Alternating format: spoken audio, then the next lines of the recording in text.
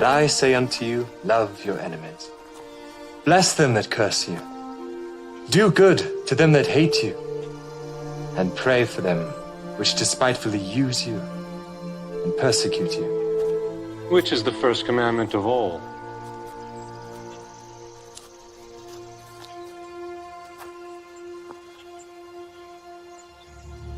Hear, O Israel, the Lord our God is one Lord. Thou shalt love the Lord thy God with all thy heart, and with all thy soul, and with all thy might, and with all thy strength. This is the first and great commandment, and the second is like unto it. Thou shalt love thy neighbor as thyself. On these two commandments hang all the law and the prophets. Master, thou hast said the truth. There is one God, and none other but He. And to love Him with all the heart, and with all the understanding, and with all the soul, and with all the strength, and to love his neighbor as himself, is more than all the whole burnt offerings and sacrifices. Thou art not far from the kingdom of God.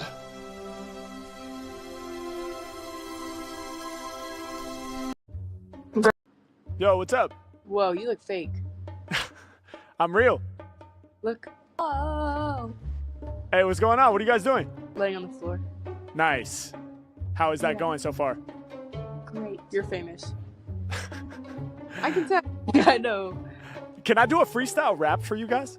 Oh, yes.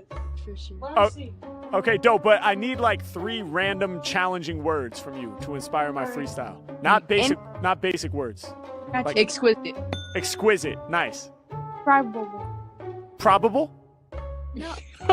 Indescribable. Oh, indescribable. Exquisite? Indescribable. So the thing is, they all kind of mean a similar thing. So let me get like an oddball word, like a random word.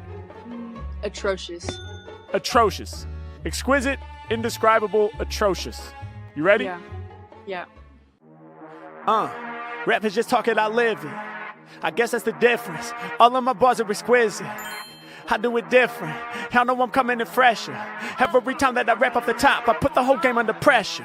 Yeah, y'all know I'm here at your service. I am exquisite, my lyrics are perfect. When I be rapping, I'm making them nervous. Every Mac, y'all know I win, I deserve this. Hey. I get the prize that I need, ayy. I get you lifted like weed, ayy. I'm about to kill it indeed, They love the way that I cipher, bro. All of my bars indescribable. Y'all know I spit till my last breath of living. Y'all cannot give this shit here definition, I be the visionary, yeah, my bars is out of the dictionary. Y'all can get with Harry, y'all can see me shining. Every time I'm rapping, y'all can see me rhyming. You can see we blinded, we got too many watts, ayy. I'm dropping all of my thoughts, ayy. I'm indescribable, I am incredible, I am exquisite, don't stop, ayy. I am the greatest, said I am the dopest, said I am the illest, said I am the realest, said I am the truest, said I am the coldest, said I am the chillest, said I am the rawest, said I am the freshest. Yeah, hi, got a lot of synonyms. Hey, sweeter than the sand of men. All competitions, we be winning them.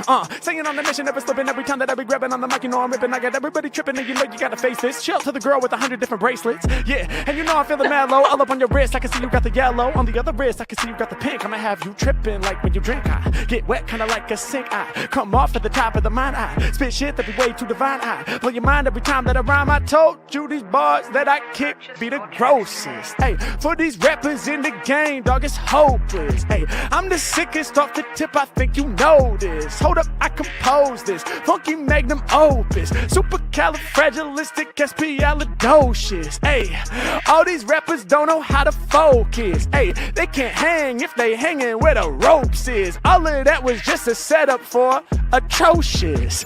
I'm disgusting. Check out the way that I'm busting. Rappers, they know I'ma crush them. Then I'ma go ahead and flush them. All down the drain, man, I spit it insane. When I'm on it, you know I be doing the most. All of these lyrics and all of these flows, you know they atrocious, you know that they gross, you know that I'm ballin', I've never been falling, I'm standing way tall when I'm up in the zone. Every Mac, y'all know I really get loose when I'm kicking these lyrics like right off the dome. Yeah, and you know that I'm all up in this here rapping place. Shout to the girl with the bracelets, but to your friend, I can't even see half your face. I be spitting that flare, only thing I can see now is your hair. Y'all know I'm spitting with passion. When I call you out, man, you know I got you laughing. H-Mac, man, I came to explore. I was like, what's up? They like, laying on the floor. I was like, cool, tell me how is that going? Now I'm the MC that you all knowin'. It was like, it'd be fine so far, but we kinda like to hear some bars. I was like, yo, give me them words, but no basic ones. You know I leave you in amazement, son. I said when I kick bars off this, I'm delivering the flames. We had to come through with atrocious. The first word was kinda the same. It was exquisite and indescribable. Two things you could say about me. I'ma keep it serious until I'm delirious. You know I don't play with these frees. Matt got hold it down, give me the golden crown. All throughout the planet, man, my people know the sound. Let's go.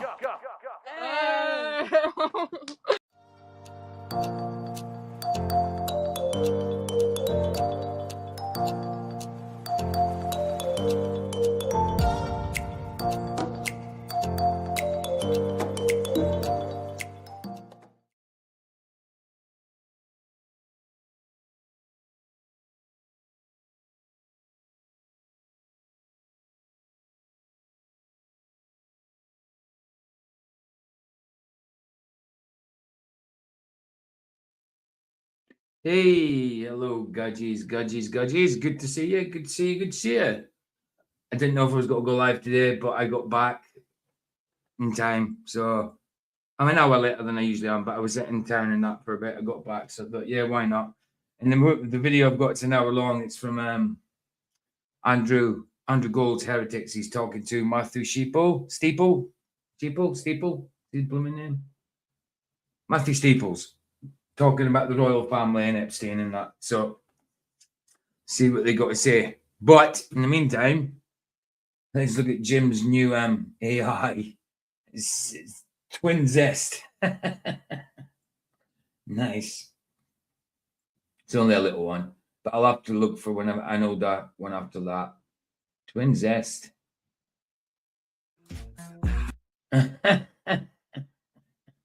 These are mad. These are absolutely mental. Mental.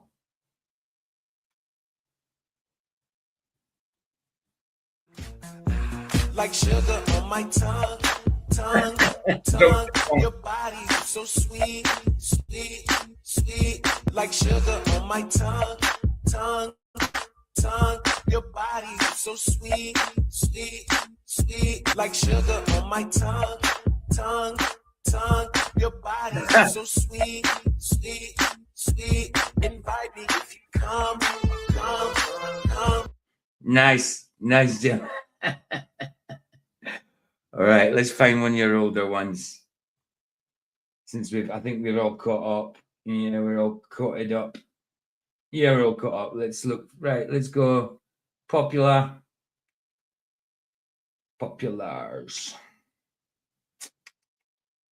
A popular one. I'm looking for about 4 or 5 minutes, just till people come in. If they do.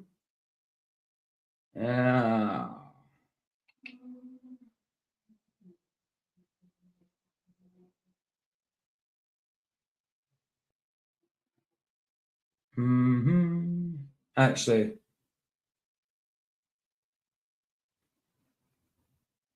yeah, the anus slick. The anus slick looks good. Let's do that one.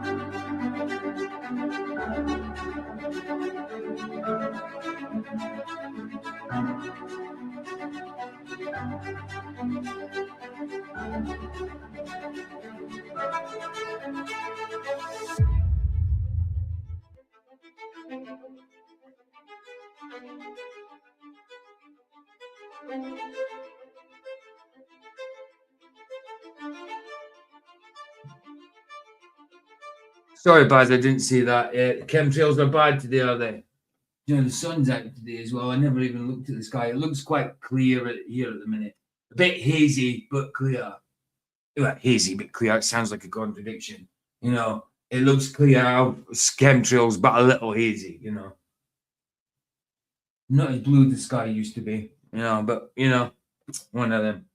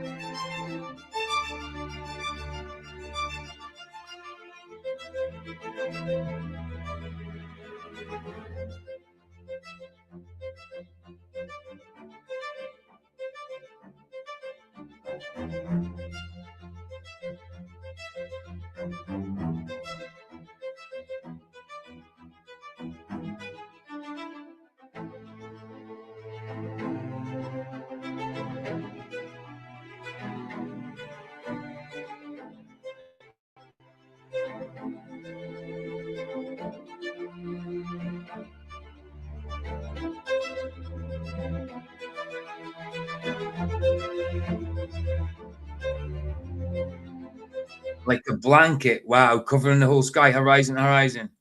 Mad, isn't it? I remember seeing a video with a shadow in the sky from horizon to horizon, and you could see it went off in perspective that way. And the guy, if you were standing in the middle, it went off in perspective the other way as well. It was a good video. Horizon to horizon, shadow. It was excellent.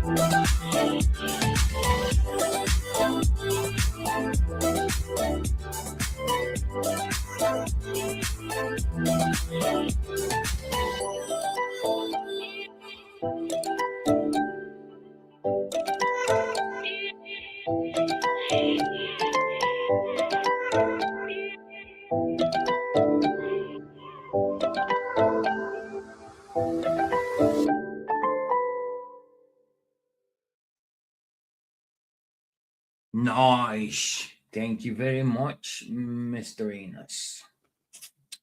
Put the link in the chat. 413, you've gone down like me, gone down about 1 or 2. Yeah, it happens every day, bro. Up and down like a yo-yo. And I don't even think it's people unsubscribing. I mean, it could be, but I just think it's blooming YouTube. It doesn't happen on Rumble. Rumble stays what you're at unless someone unsubs or subs. You know, people, if you're watching the chat replay, there's Jimenez's link. Thanks, Jim. Right, so here we are, yeah, Andrew Gold's Heretics. It's an hour long, this is. It's an hour long, so I suppose we'll get on with it. Sarah Ferguson said, I'll give you my daughters. Oh, what did I put on the thumbnail? Oh, I think I put, I'll give you my children. Same thing. Doesn't matter. Yes, it's daughters that they did. But children, daughters. Okay, whatever. It's the same thing. Daughters or children. So yeah, Sarah Ferguson says, I'll give you my daughters, apparently said to Epstein. How true it is, I don't know, but I know the royal family's hella corrupt. And people married into the whole royal family are hella corrupt. Maybe not Diana, but Fergie certainly. And Epstein himself, hella corrupt, without a doubt. Anyway.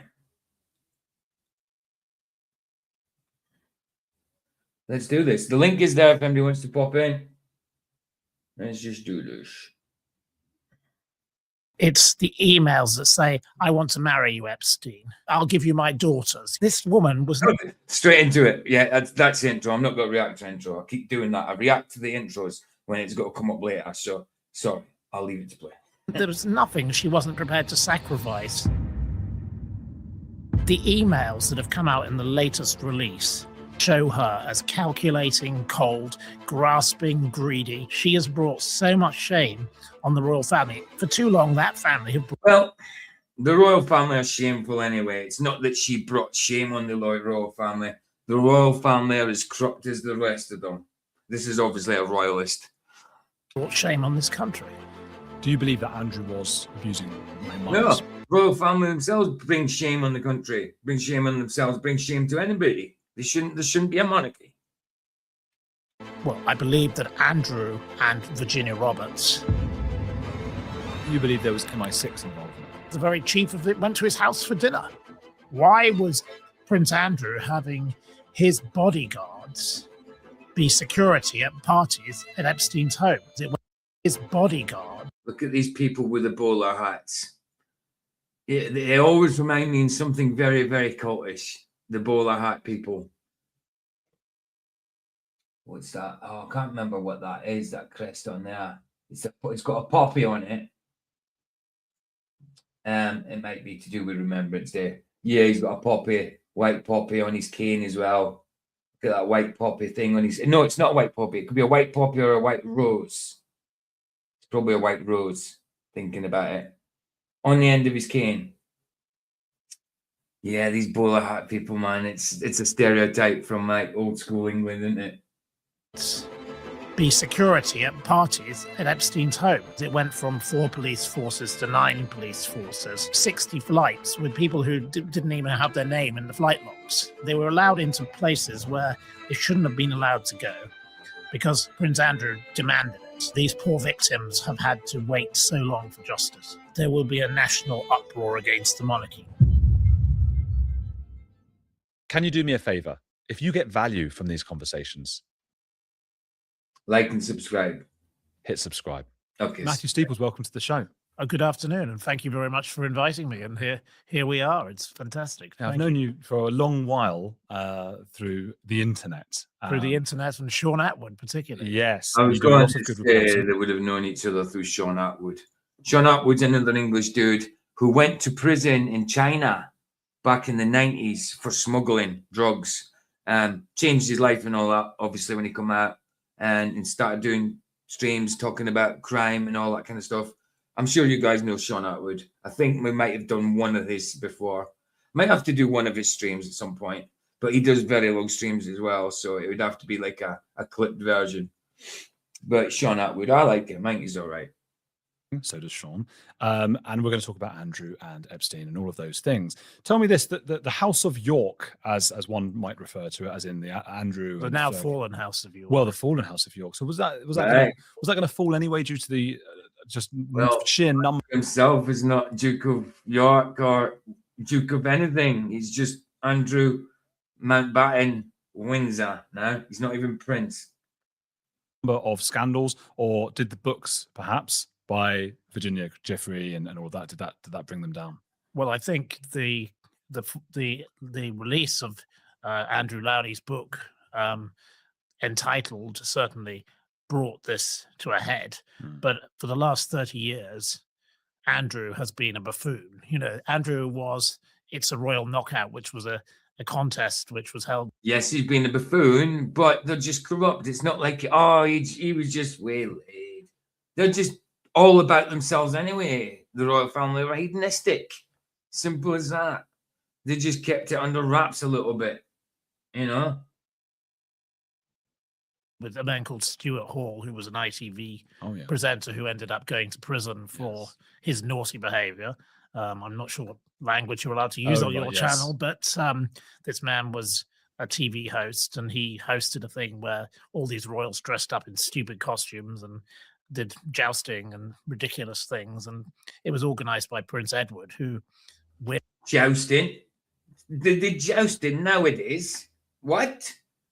Not with real lances and that, surely. And horses. Not like the old Knight's Tale. Knight's Tale. That's a movie we need to do. A Knight's Tale. That's a good movie.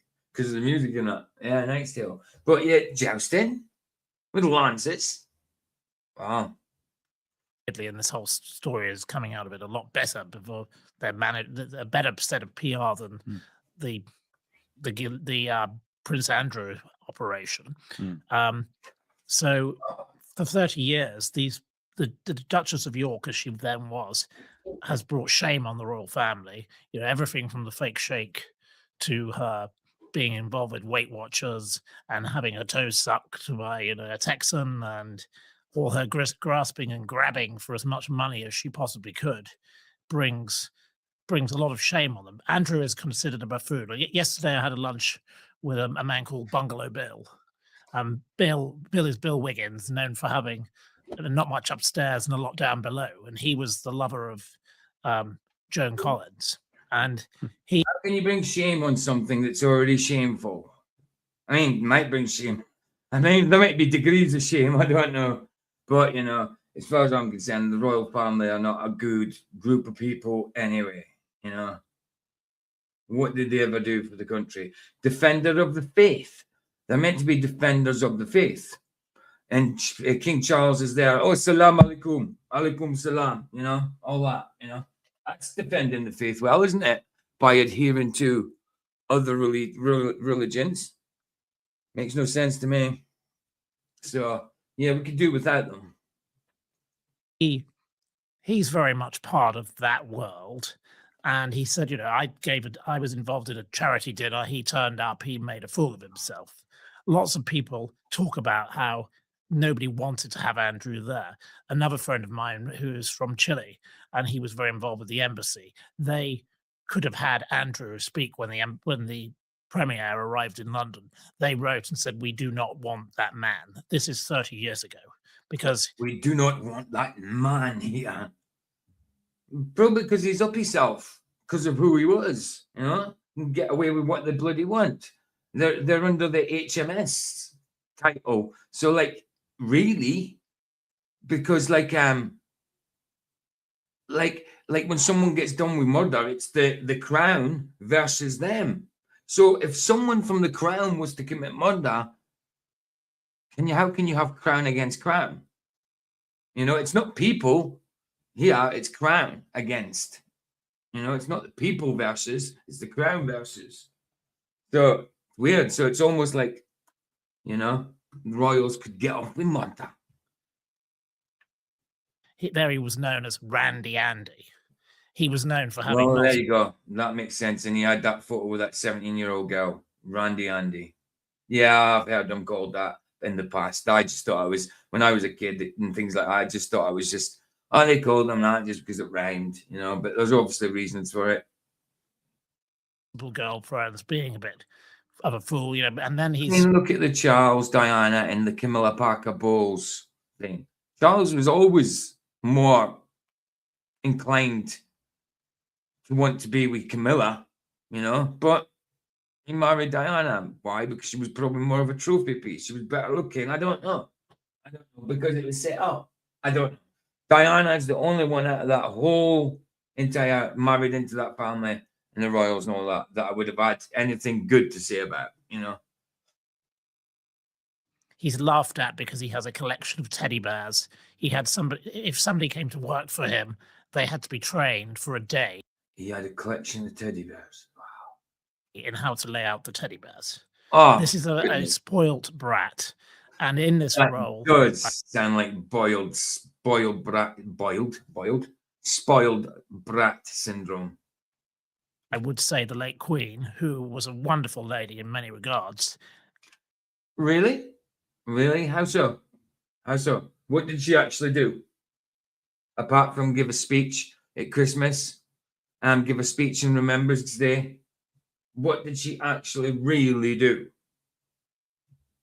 Got it wrong. She had a blind spot for this son, and as a spare, rather like I with mean, when it came to Diana dying, she refused to put the flags at half mast because Diana was with someone else. You know, that's how good a person she was. She couldn't even quell her pride to put the flags up at half mast. Well, they did in the end, but it took a lot of convincing her. You know, she didn't want to. I don't even think she gave a speech about Diana. If she did, it was one that was done with a grudge. Prince Harry. The spare is somebody who's not considered to be of much use, but they are given the freedom to do what they wish. And as a result, both of them have behaved very badly. That's interesting. I've thought about that before, actually. Yeah, the psychology of being a spare in that sense. Yes. We see it in the It Lion must King. be a dreadful place to be because you've got a brother who is, you know, destined to be the king, and you're there and you just thought, oh, he's just someone who can go and cut a ribbon. And Andrew prefers to be at home watching his planes on the television. He has a huge screen. He doesn't drink. Watching his planes. What does he sit there and watch Red Arrow exhibitions and stuff? It wouldn't surprise me. Probably was. I think Andrew. Did Andrew do the RAF? Yeah, I think Andrew was in the RAF. Edward was in the Navy. And yeah, the younger one, like William, was in the army. Can't remember. No, not William. Sorry, Harry was in the army. Can't remember William ever being in the military though. The one that's next in line to be king now. Can't remember him ever being in the military, but I dare say they would have, because they all tend to go in the military, don't they? But yeah, I think Edward was Navy. Andrew was RAF. And one of them, or both of them, was in the Falklands. I think who was in the Falklands? Was it Andrew or Edward? Let me just find out.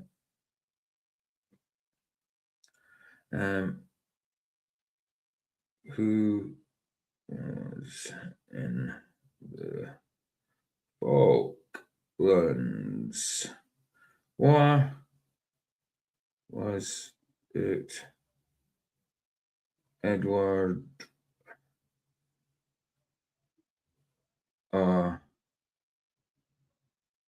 Andrew from the Royals.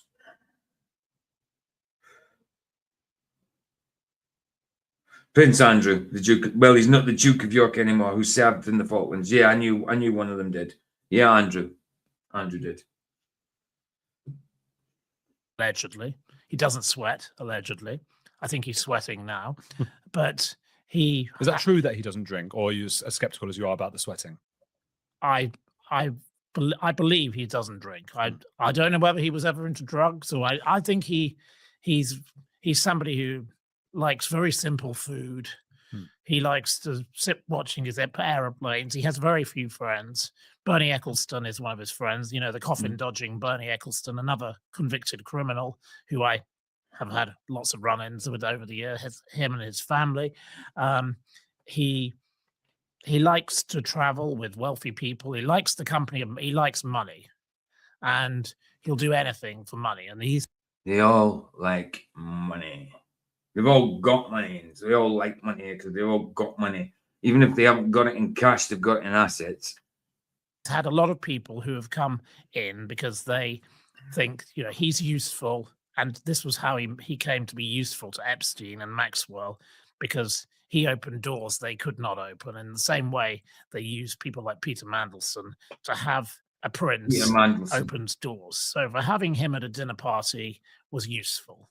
But people didn't really like him, but they tolerated him. If he were Andrew from the council estate in Slough, he wouldn't have been able. They wouldn't have had nothing to do with him, of course. He obviously hasn't got a personality that people gel with, you know? I mean, they lead different lives, the royals. Lead completely different lives from us. They haven't had to want for anything, you know? They've never had to struggle, apart from personal struggles, obviously. They've never had to struggle in life to get anything or get something. You know, they've never really had to go and, you know, go out and earn for themselves and have to. Sometimes they can eat whenever they want. I mean, I've been in situations where I haven't eaten for a week. You know what I mean? Near enough a week. You know,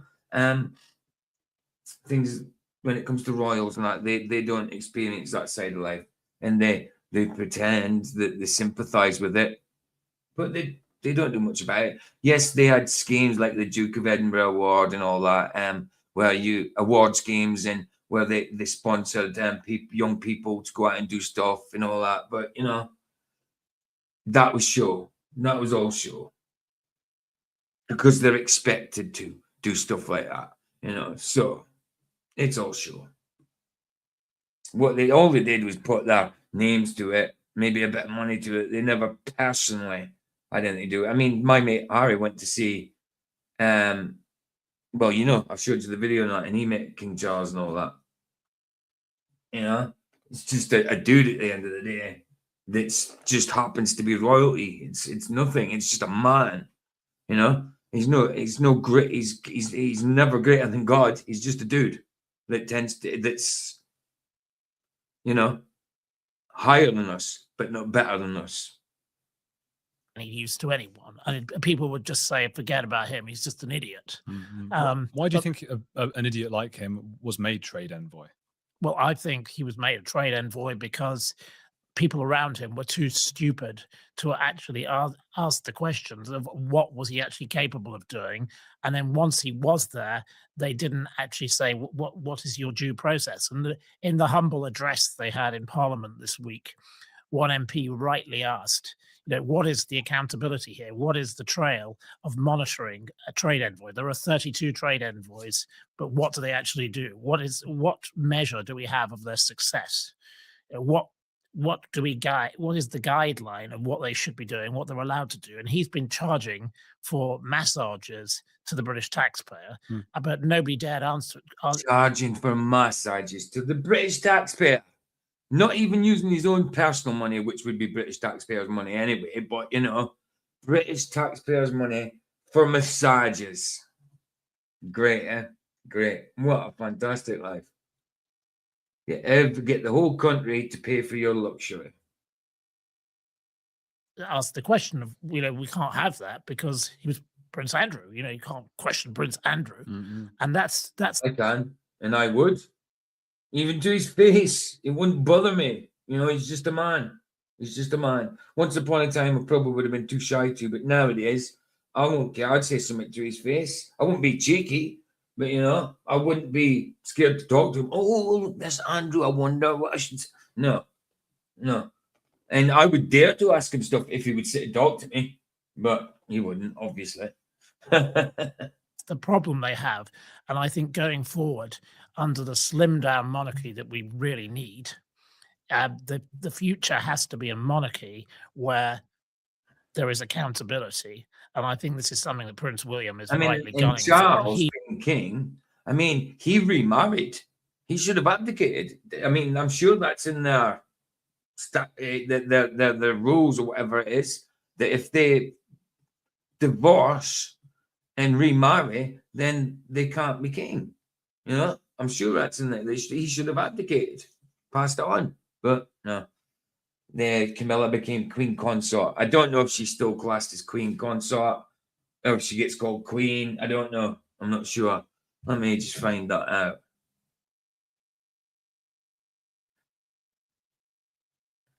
Is Camilla queen or queen consort? Consort, I said. Is Camilla queen or queen consort?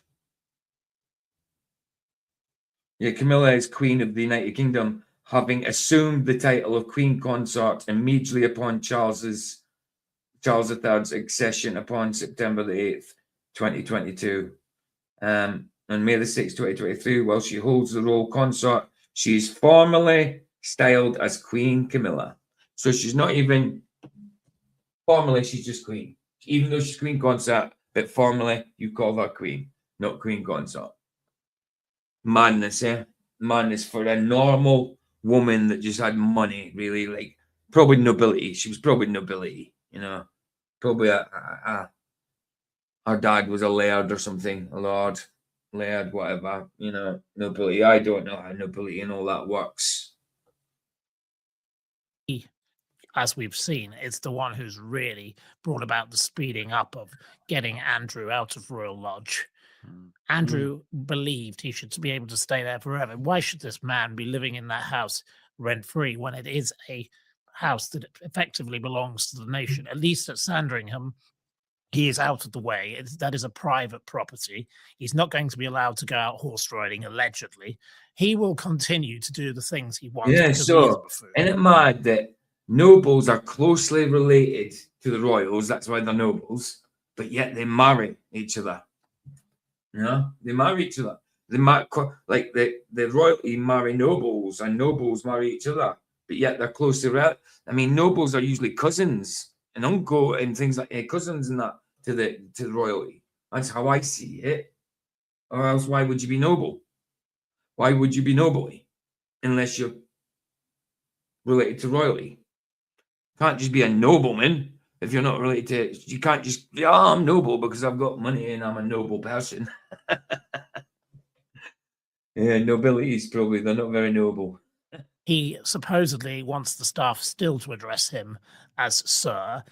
He isn't anymore. He is Mr. Mountbatten Windsor. Yeah, he's not Sir. He's Andrew Mountbatten Windsor. He's not even Prince. Yes, he's a prince because he's born into it, but he's not even, it's not his title anymore. He's not His Royal Highness. He's Mr. He's Mr. He's not even a knight. He's not Sir. And this is the reason that they've been able to talk about him in Parliament now. And that is something that needs to change in this country. We should be able to question what these royals are doing. And his daughters are living in Kensington Palace and St. James's Palace. Why? What do? They have private businesses. They are making money for themselves. Unlike Princess Anne's children, who do not have royal titles, I think That's true. I never even thought of that. They don't have royal titles. Princess Anne's, they don't have royal titles. I wonder why. Is it because it's through the female side? I don't know. Is she princess and they're females as well? The daughters are females. I don't know if that's how it works. they're perfectly entitled, in my view, to be able to work because they don't have the royal privileges. It is a very different state of affairs with Princess Beatrice and Princess Eugenie, who are associating with people in the Middle East, which will bring further shame because some of the people they've been associating with have been giving them expensive gifts, like paying £750,000 towards a wedding. A man called Selman Turk, and he's in prison for fraud now. He's jailed. These people were giving them things because of the parents. Oh. And Sarah, Right, they don't have titles because Anne declined the Queen, when she was Queen, offer of peerages, wanting them to have not more normal lives without the burden of royal duties. Ah, so it was a choice. It was a choice. Fair play to her. Fair play to her. That's a good thing. That's a good thing. Fair play, Princess Anne. Fair play.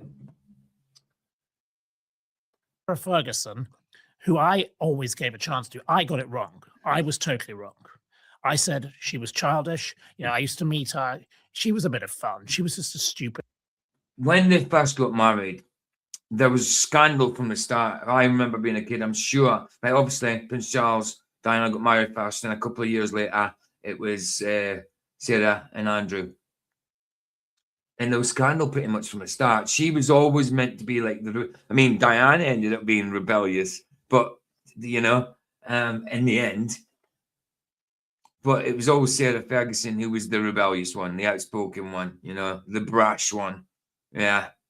I don't remember too much about it, but I do remember them being prominent in the news when we was kids. Absolutely. Silly woman, and everyone was like, "Oh, silly Sarah, she's a bit of a village idiot." But the emails that have come out in the latest release show her as calculating, cold, grasping, greedy. She is absolutely disgraceful. She has brought so much shame on the royal family. It's no longer I was communicating with the late Queen via the corgis, all this nonsense that she comes out with. It's the emails that say, "I want to marry you, Epstein. I'll give you my daughters." This woman there was nothing she wasn't prepared to sacrifice for a dime. Have you ever wanted to see Heretics recorded live, properly live? Our last London show. So they married 5 years after. Fast and So Andrew and Sarah married 5 years after Diana and Prince Charles, which was in 81. Yeah, so there you go. Talking to Epstein, "I'll give you my children." That's how much she wanted that lifestyle. Unbelievable. Let me hear that again. I'll give you my daughters. For what though? For what? It's the emails that say, "I want to marry you, Epstein." Yeah, I want to marry you, Epstein. Probably because he had the money, the lifestyle. Yeah, that's what she wanted. Yeah, Sarah Ferguson. Hey, Terry, good to see you, brother. Good to see you. I'll give you my daughters. And I dare say she would have. This is Sarah Ferguson we're talking about. I dare say she would have. She was always wayward from the start, and that doesn't. I'm not saying anything good about Andrew though. He did it. He did it also, but he was discreet. I think Sarah was less discreet. This woman there was nothing she wasn't prepared to sacrifice for a dime. Have you ever wanted to see Heretics recorded live, properly live? Our last London show with Constantine Kisson sold out fast and the room was electric. But this time If Nigel came out of that door now and said, "Suella, come on." it's the question. Also, tickets. She won, and she was the miss out. Did she say, "I'll give you my daughters"? Yeah, she offered the daughters up and all sorts of things. The niece, the goddaughter, she was touting her for jobs there at the age of 21. Wow. And this goddaughter now saying, "Sending the goddaughters to Epstein." Unbelievable. "I don't remember any of this," and it's terrible. There's no boundary, and there has to be boundaries with these people, and they have to be watched and controlled, because for too long that family have brought shame on this country. Yeah, exactly. Yes, there's a monarchy in there meant to be run the country. Well, not run the country, but rule the country. But why shouldn't you be able to question them when it's the people of the country that keep them alive, keep them living, money-wise and whatever, Why shouldn't you be able to question them? Some people, such as Emily Maitlis, have said, despite her doing the initial expose on Andrew, well, not the first ever expose, but the first big BBC kind of thing, she's been recently walking it back a little bit and going, "Oh, come on." Well, Emily Maitlis has come out and said mental health issues, Huh. and the About Andrew. mental health issues started first with Princess Anne. So Princess Anne allegedly said, "I'm concerned about the mental health of my brother."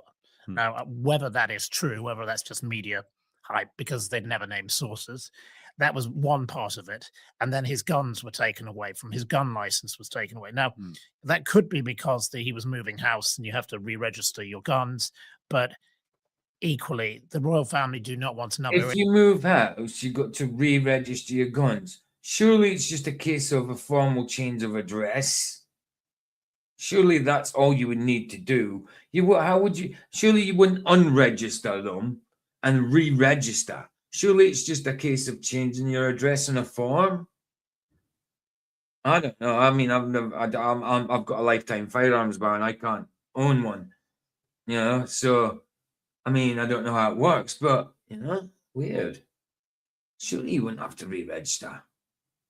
I could be wrong. Don't know how it works. Incident like they had with a man called Thomas Kingston, who was married to a lovely lady called Lady Gabriella Windsor, the daughter of Prince and Princess Michael. Yeah, I was going to say, that's from what country is that from, though? Michael of Kent, who tragically shot himself, and he was on all Hold sorts on, of come Princess on. Michael of Kent, who Oh, tragically Kent. shot himself, and he was on all sorts of Oh, my medication bad. prescribed by the Buckingham Palace doctors, and he had a clear breakdown. They don't want to have that happen. No, and nobody wants to have that happen. The man is, as wrong as it is, you hate the sin, but don't hate the sinner. You can't wish. Hey, it's a good principle to have. I don't know whether you're a Christian or not, but it's a very good principle. Death upon somebody, but with Prince Andrew, the likes of Emily Maitlis are now saying, "Oh, the mental health of Andrew." And the children, think of the children. Yes. You know. But that is Emily Maitlis trying to keep Emily Maitlis relevant. Emily Maitlis is a two-faced woman who will go out there and make a program just criticizing someone, and the next week she likes them. They're all two-faced. No, but that can happen. Opposite track. I've seen me not liking someone. I've seen me criticizing what someone does and stuff like that because I don't like what they were doing. And then I've ended up being friends with them. You know, that happens. That's a possibility that could happen. It doesn't make it hypocritical. It just sometimes you soften your opinions on people. You know, sometimes something changes in your heart. Like, oh, why do I think that about them? Why did I dislike them? Did I dislike them because what I seen in them, I seen in myself? Maybe. You know, I've had that. Criticizing people that I disliked, then ended up liking them. I've done that. It's not hypocritical. It's not two-faced. It's two-faced if you don't actually, if you're criticizing them, you just go, now you're cool actually for no reason. That's two-faced, yeah, but not if you've had a change of heart, huh? You saw that video, did you? She crosses the floor. There she is with her hands around Peter Mandelson, hugging him. And the next minute she's going, "Oh, I thought he was bad all along." I think Emily Maitlis. Yeah, that's two-faced. I suppose it is, yeah. But it happens. Hey, Derek, how you doing, man? Hey, PJ. Good. Can you hear me okay? Yeah, all good. Oh, good. Yeah, I'm in my garage. Sorry. That's all right. All good. Not sure if my connection is so steady out here. That's fine. It's fine. Sounds good to me. Right on. And you had mentioned something that got my attention where, like people we may not have liked in the past or something like that, and where we end up liking them. Right. It reminds me of Pastor Mike. Okay. Where he was also a flat earther, but me and him bumped heads over some doctrine. Where for a long time, like he passed back in 2022, but I was thinking about it the other day, and it's like I still had like resentment and unforgiveness in my heart for him. Right. I'm like, oh no. Like I've been carrying it this whole time, and the sad truth is it's like, yep, That happens. And you know, like when I said that, it kind of reminded me as well that like usually when not always usually, but sometimes when we don't like that person, the person we end up liking and the person you criticize but end up liking, you sometimes for myself, the reason I don't like them because what I see and what I criticize in them is something I see in myself. You know what I mean? Mm-hmm. And it's kind of like a denial thing. Oh, you shouldn't be doing that wrong, but then you look in one, and it's like, oh, hold on, I've done that, you know. But I didn't like when he did it, you know, sort of thing. So yeah, you've always got to check yourself, man. You've always got to check yourself. Well, and it's like, and even if there were things that I didn't particularly like with Mike, at the end of the day, it's like I still love the man. Absolutely. You know, so it just makes me wonder to myself. It's like, you know, when Christ comes back type thing. It's like, am I going to have an empty sheet in my heart for others' trespasses and sins? Right. I get you. Right. I don't want to be carrying any condemnation. No, of course not. Of course not. And it's like, or resentment or things like that. Like you know, my situation in a minute, and I'm still not over it. You know what I mean? So I'm still not over it, and I do pray about it. But it's a little that I still feel betrayed. So there's a little resentment there, and I need to get over that. You know what I mean? So I'm still praying. I'm still, you know what I mean? Well, it's like with people that we're close to, it's like, you know, just by default, it's like we can hurt each other deeply. Oh. So yeah, it's like we have to be careful of that. Yeah. Oh, 100%, bro. 100%. Go grab a coffee. Yeah, nice one for coming in, bro. It's good to hear that. It's good to hear that. Oh, right on. Yeah, go ahead, get your and coffee. at least you're aware of it now. At least you're aware of it. I wasn't for a long time. There you go. I'll leave this playing. I'll stop. If there's anything to talk about, let me know when I come back. I'm just going to grab a coffee. Sure. Is not a reliable witness. I put her as part of what I call the club. And the club are this group of people in the media who, you know, are there and only them get promoted. Your involvement with the whole cancel culture, and you've seen it yourself. There are a group of them, and they're always in the press. There's Emily Maitlis, Anna Wintour. There's Evgeny Lebedev, who owns the Evening Standard. They make sure nobody else gets into the press. There's their favorites, the likes of Alexa Chung, Victoria Beckham. They are the ones who get the front page headlines, and they play these games, and that's where this is where Brooklyn Beckham rightly said it. You speak out against Brian Beckham, then you're no longer part of the family. And with Emily Maitlis, if you didn't do it her way, you're no longer part of the club.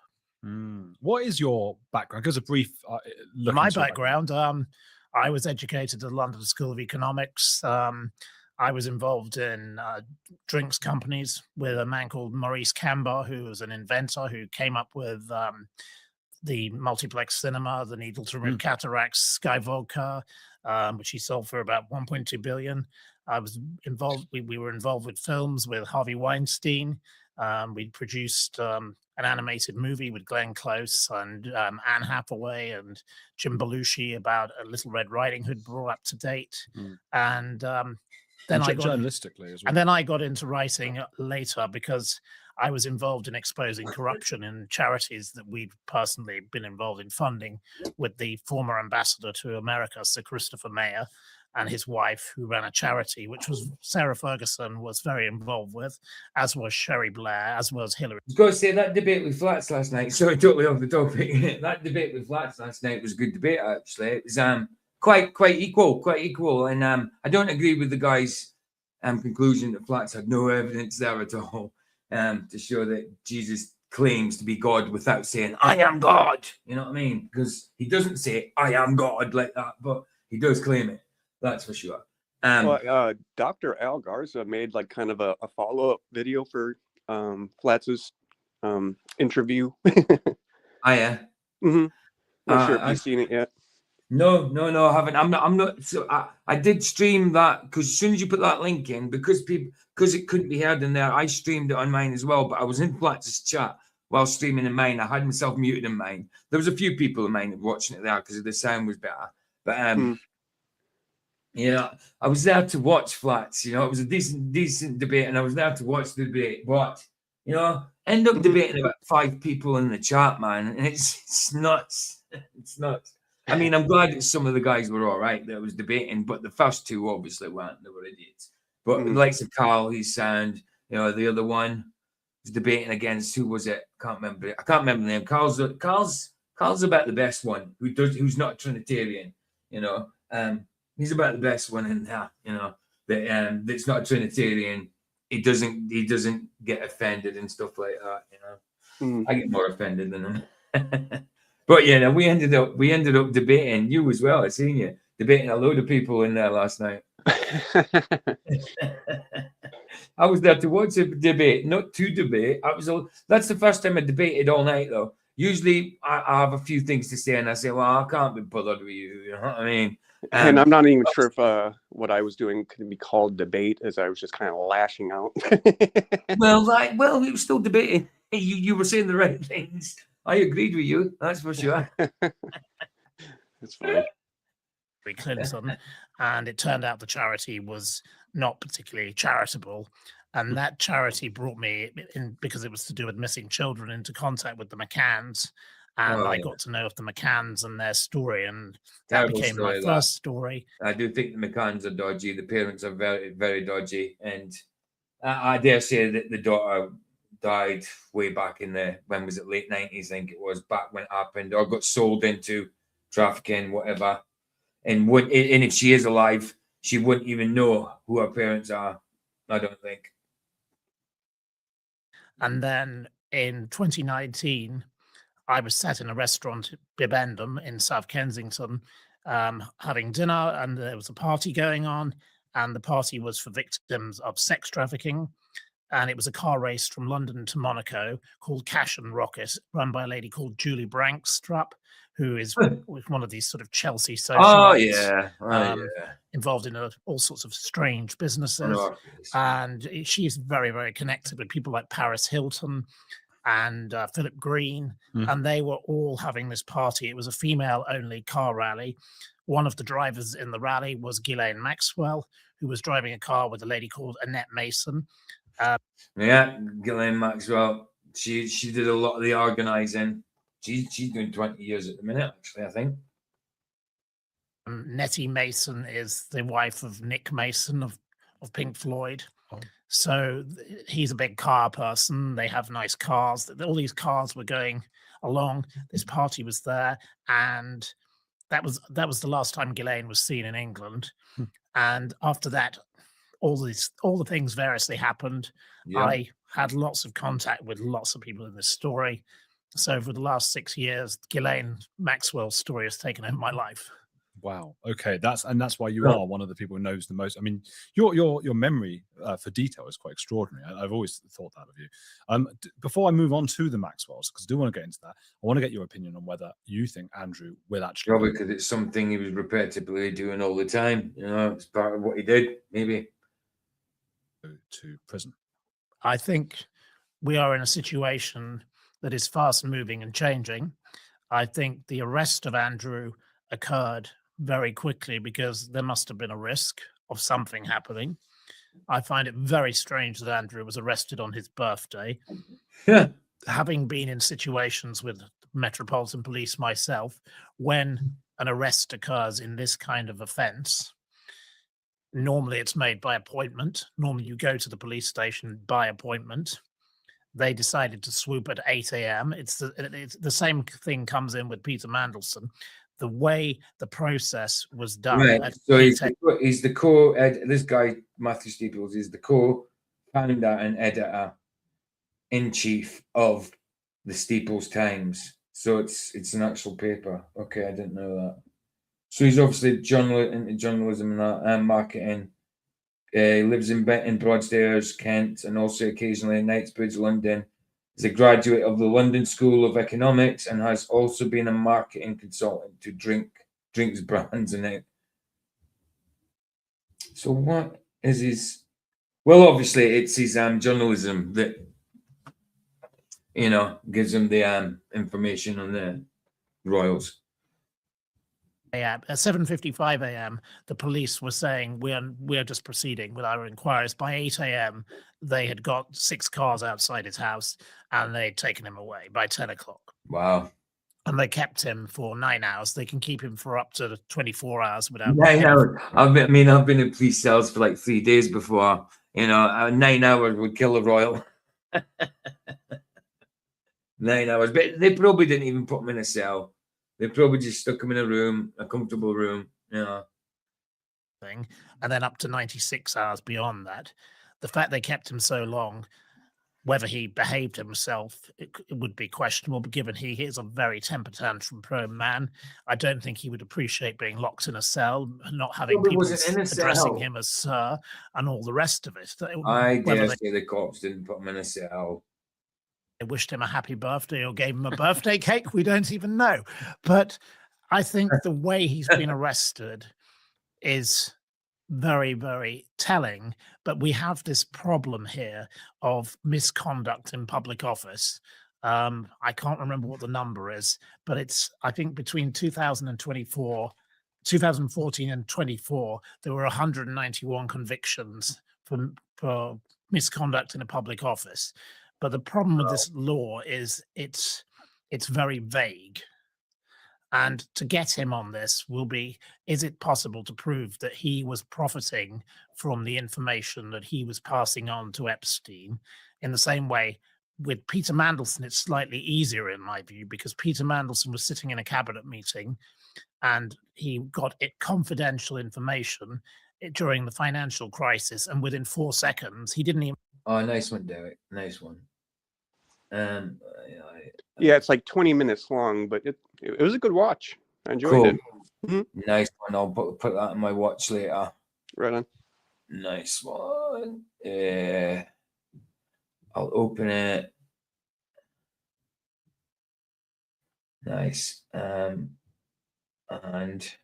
Creolity Podcast, Alternative Media, Today's Debates, the human Jesus is it worse for Unitarians? Cool. And he gives he shouts out flats there, does he? Yeah, he does. Yep. Cool. Well, because it's like he reviewed that actual debate that Sean hosted. Mm-hmm. Cool. I mean, he didn't really say anything that we didn't quite already know exactly, but no, he did provide some just more general information as far as scholar type stuff goes. Got you. Mm-hmm. Yep. Nice. Have time to read it himself. He'd forwarded it to Epstein, and then that was used by Jamie Dimon, the big banker, and Jess Staley, who ran Barclays and JP Morgan. They were able to make hundreds and hundreds of millions of pounds. Wow. That is a traitorous offense. That is quite clearly, I think, something that will be easier to prove than with Andrew, who would go around to meetings, but nobody quite knew what he was doing or why he was meeting some of these people. And he was getting gifts. Whether they will be able to prove that a bribe or not, I think will be more complicated than with Mandelson. I think Mandelson's role in this, Mandelson, was known as the Prince of Darkness. I've only ever met Peter Mandelson once. I was at a party and I was photographed with Peter Mandelson and Katie Hopkins, 2 more unlikely people you couldn't expect to put together. You would never think them together. I know people who know Mandelson.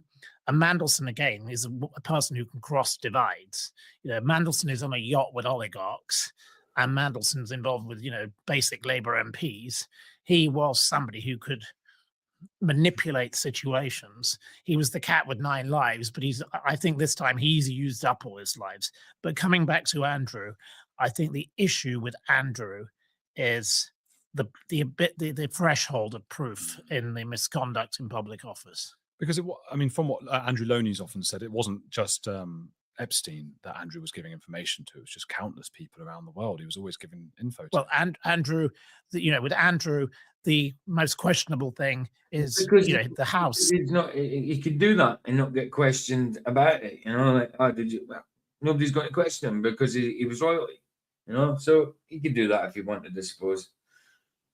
And I didn't mean to type that twice. Sorry about that. That's all right, bro. I didn't even notice you did. Well, I think it's because I used it from the StreamYard side, and it just automatically happened. Oh yeah, no. Well, what it do? One will go through to PJ Crooker, and one will go through to. Oh, So no, that's what it does. One goes through to PJ Crooker channel, and okay. one goes through to Service Obedience and Surrender. So it'll show you two in the StreamYard, but it'll separate it in the between the YouTubes. Right on. Sunning Hill Park, known as Tesco Towers, this ugly house that they had built for themselves after their wedding, which the transparency of who funded that is another story. But the house was for sale for many years for £12 million. Nobody wanted it. At one point, they were going to turn. It was falling down. It was going to be turned into a house of multiple occupancy by the local council. At one point, it was a wreck. But then along comes a Kazakh billionaire, and he pays 15 million. Why?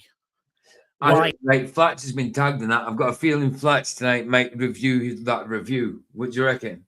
I reckon Flats might do that. He might review the review. Oh, well, I would enjoy that. Yeah, I would. I think that'd be cool. I think that'd be cool. Because he's been tagged in it and he's just done the debate. I reckon that now he's going to know. You know what I mean? He's going to know, definitely. So I reckon that's possibly what it's going to be about tonight. That'd be all right by me. Me too. I'm guessing that. Hopefully we're right. Hopefully I'm right. Does this man choose to do this? Because Prince Andrew must be doing something else for this billionaire. That is where the issue comes in with Prince Andrew. You know, why are people paying extra to him when there's no need to do this unless something else is going on in the background? And if they are able to prove this is a life imprisonment, isn't it? Well, the sentence is up to life, but it's a charge that, you know, he could get a suspended sentence, he could get a slap on the wrist, he could end up in prison. But I think his brother has read the room finally and accepted that they can't have any more of this, and they had to get rid of his title, but they took too long. But I think the king ultimately has taken the right decision. I know many people will criticize me for saying that because they think he's totally complicit in all of this. His mother allowed Andrew to continue for too long, and lots of people will criticize me for that. But honestly, I think the royal family have now started to read the room. You know, the fact that Prince William put out a statement, his father cannot say much, because as the man who, you know, the justice system is the king versus. Yeah. So it will be the king versus Mr. Mountbatten Windsor if it goes to trial. So the king cannot intervene too much. But the fact that they were prepared to put out a statement that was more than 2 sentences is telling that, you know, he wants to say this has to be dealt with, but he's saying what he can because he cannot be seen to prejudice this trial. And we have to be careful what we say and what the media report, because if these two are to be prosecuted, you know, Mandelson has been very devious this week again. He was arrested. Mandelson, I keep hearing that name. I know Peter Mandelson. I just can't remember what he does and I think, is he in journalism as well? Or is he? Let me just find out. Peter Mandelson. I would have to look. Yeah. Peter Mandelson. It is Peter Mandelson, like the first Peter Mandelson, the Lord Mandelson, a prominent, British politician and former cabinet minister whose recent career been marked up by a return to high-level diplomacy and a subsequent high-profile resignation, current status and recent resignation. Okay, so yeah, politician. That's what I thought. And immediately, allegedly, it was because he was planning to flee to the British Virgin Islands. And the week before, the Speaker of the House, Lindsay Hoyle, he had said to the police he had information. Now, this is the same Lindsay Hoyle who, and during this humble address is saying to MPs, you mustn't talk about this in a particular way. We can't talk about this. We can't do that. And there he is leaking information. And they are muddying the waters. And rather like with Paul Burrell, there was a butler, and he was taking things to do with Diana. And the Queen basically intervened and the trial collapsed. And if that happens now.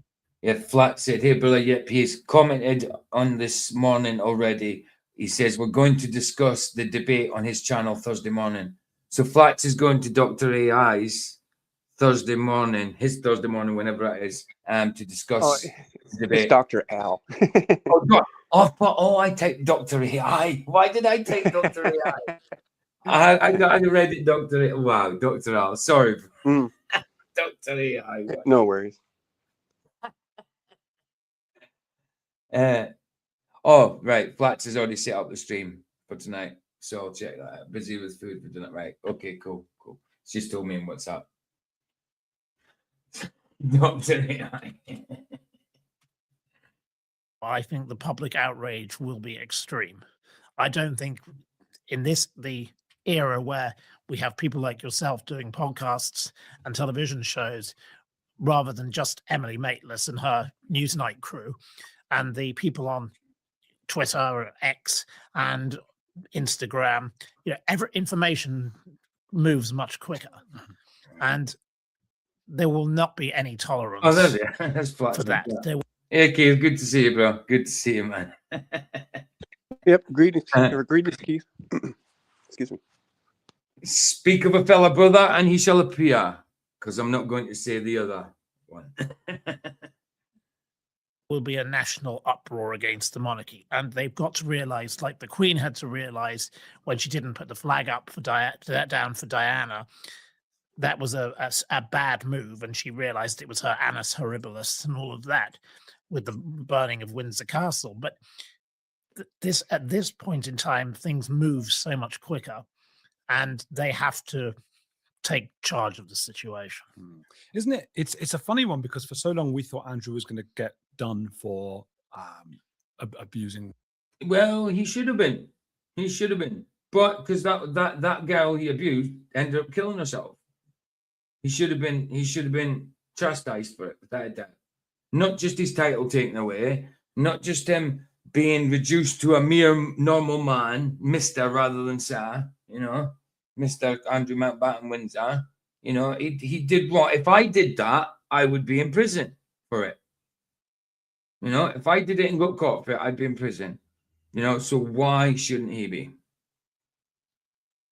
Minors. And it looks like it's actually. Well, we haven't got. There are various police forces. It went from 4 police forces to 9 police forces. There are investigations open into activities. Why were these planes coming in and out of this country with young people on them? 60 flights with people who didn't even have their name in the flight logs. Where were the visas? Why were they allowed to land at Northolt, which is an RAF base? Why were they were allowed into places where they shouldn't have been allowed to go, because Prince Andrew demanded it, that Epstein's playing. Hey guys, that's Keith's link for tonight, his stream. It's his link right up. Bless, guys. Could be allowed to go there. And when those people when you get off a private plane, a lot of things, the documentation is not like when you go on the EasyJet or the British Airways. It's easier to move things in and out without problems. Bernie Eccleston happens to own Biggin Hill, an airport, which is another of these places where these flights would go and come and go. And a lot of these powerful people connect. And what I do when I look into a story is I create a sort of mind map, and I can do a spider's web of these people. And the complexity of the depth of these people is so strong, and they tend to protect one another. And yes, it is incredible. They do protect one another to a certain extent until they become expendable. They do. They cover up for each other until it gets to a point where they can't, and then you become expendable. It's the same story. It's the same as like with Diddy and all that. They were invincible. They couldn't be touched. And then they became expendable. Oh, well, okay, so much going on. We'll just palm him off. The next man can take over, Same as Epstein as well, I suppose. Expendable in the end. Be worrying that these poor victims have had to wait so long for justice. Do you believe that Andrew was abusing minors? Well, I believe that Andrew and Virginia Roberts. Well, I don't know if he constantly was, but he certainly was with that girl he was with in the photograph. And her being 17 is a minor where she was at that point. In the UK, she wouldn't be classed as a minor, but where she was at, she was a minor. So by their law, he should have been done with it, you know? And obviously, he's guilty of it, or else he wouldn't have his title stripped. Did have relations. I was Convicted of it, but obviously his family knows, the king knows he's guilty, or he wouldn't. They're not just doing it. It's not just damage control, because he's the blooming king. You know what I mean? So he could be just doing it to show face to the people. I don't know, but you know, I think he knows that he's guilty. Probably don't really care. The person who proved that the bathtub in the Kinnerton Street house that belonged to Ghislaine Maxwell was a full-sized bathtub. During her deposition in the early 2000s, Ghislaine Maxwell said that nothing could have occurred in her bathtub because the bathtub. Ghislaine Maxwell introduced Andrew to that young girl, and unfortunately, she's self-deleted herself. Was too small. She lied to the FBI because it was a full-sized bathtub. The bathroom had a shower in it as well, a full-sized shower. This was not a small room. You know, Boris Becker was able to have a bonk in a broom cupboard, and literally. Boris Becker, the tennis player, the German tennis player from the 80s. I haven't heard that name in a while. I used to like watching him actually playing tennis when I was a kid. But he ended up bonking it. Wow. Unbelievable, these people, man. It doesn't matter what size the space was. Well, I mean, it's up to do what they do in but I mean, it's just that people know this. You know, why is that not private? You know, how do people know that he did that? You know, it's nuts. But she claimed that the photograph at that time was a lie, and then she changed her mind and said the photo was real. The banister in the house is real. Sean found that. Sean was able to do that. Other people I know have been inside. Other people I know think that the heights are wrong. This is the photo of Andrew. This is the photograph with Virginia and Gil. Oh, it's not dodgy. That photo, it's just a plain photo. I can't see no dodginess with it. I mean, it's an old photo that was done with chemicals and that. You know, it wasn't a digital photo, so they're limited in resolution anyway. You know. Lane, so it's like a Polaroid, almost like a Polaroid. If it wasn't a Polaroid, it was a film, a developed one, done with chemicals. When you say Virginia Roberts, Virginia Roberts was her name then when it occurred. Because everyone, I think people know her as Giuffre, don't you? Giuffre, yes. So she used, sometimes it's Virginia Roberts, sometimes it's Virginia Giuffre, sometimes it's Virginia Roberts Giuffre. I see. But that photograph, I think, is interesting because when the first person to see it saw it, and when she was getting out information, when she talked to a journalist about this, she had a file and she just dropped all the stuff, and she did not particularly push that photograph. I don't see anything dodgy about that photograph. It's an old school photograph. That's it. I mean,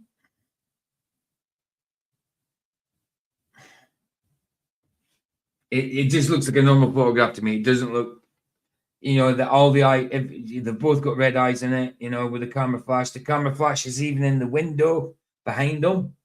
You know, Ghislaine Maxwell's there. Nah, I don't think that's a dodgy photo.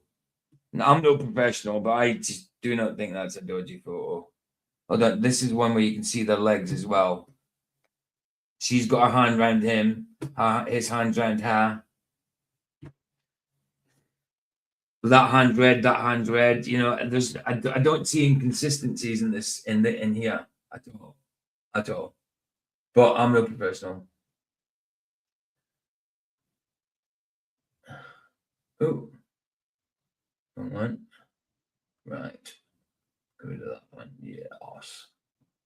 Photograph forward. It was that one person that found it. Now that photograph has since vanished, but they took a photograph of the photograph and the back of it, and that photograph, the Mail have spent a huge amount of money proving that photograph can't be a fake because it was way before digital photography, and that photograph. Well, I mean, yes, has been way admitted. before digital. Of course, you can fake them, but I don't see any dodginess in it. But I'm not a professional. We've seen dodgy old photographs, and they don't tend to look like that. To be, I could be wrong. Real by Gillette, Doubt it, though. ultimately. And at that time, I will say that Virginia was technically underage in certain territories, but not in London. But they weren't in London, were they? Even if they were in London, it's still weird for someone in the late 30s at that point going with someone at 17. Still weird, even if it's not against the law. Just because it's not against the law, it doesn't mean to say it's not immoral. It's the same as just if something's against the law, just against if something's illegal, doesn't make it immoral. The vice versa is the same. Some of the laws that are stupid. They're not immoral at all. Bible makes it simple. What is kind of against the law? Really, it's killing, stealing, hurting. That type of thing is against the law. Well, it reminds me of somebody I was arguing with a few days ago, like about abortion, where he had the position, well, it's legal. Well, so what if it's legal? It doesn't make it right. Doesn't make it moral if it's legal. Right. Just because the government turn around and say this is legal, all of a sudden it's moral. Moral is something that's inherent that you get from God, So that doesn't make it moral.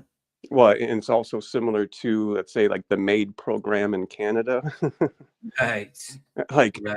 Oh yeah, suicide assistance. That's horrible. It is horrible. I mean, I understand people that want, if they're suffering, that want to go. But they've got to understand a person's point of view. When you say, no, I morally think it's wrong, I can't do that. And they would emotionally blackmail you to help them as well. And you should just stand your ground. Doesn't matter how much it hurts to see them in pain. You've got to stand your ground, man. You've got to. Even if they're in excruciating pain, all you can do is pray for them, and help them medically, whatever. But you can't. No, you just don't do that. Well, and it's like a big reason why Canada, swept that program through. Is the underlying reason is because they were already neglecting elderly people. Yeah. You guys are avoiding the problem here.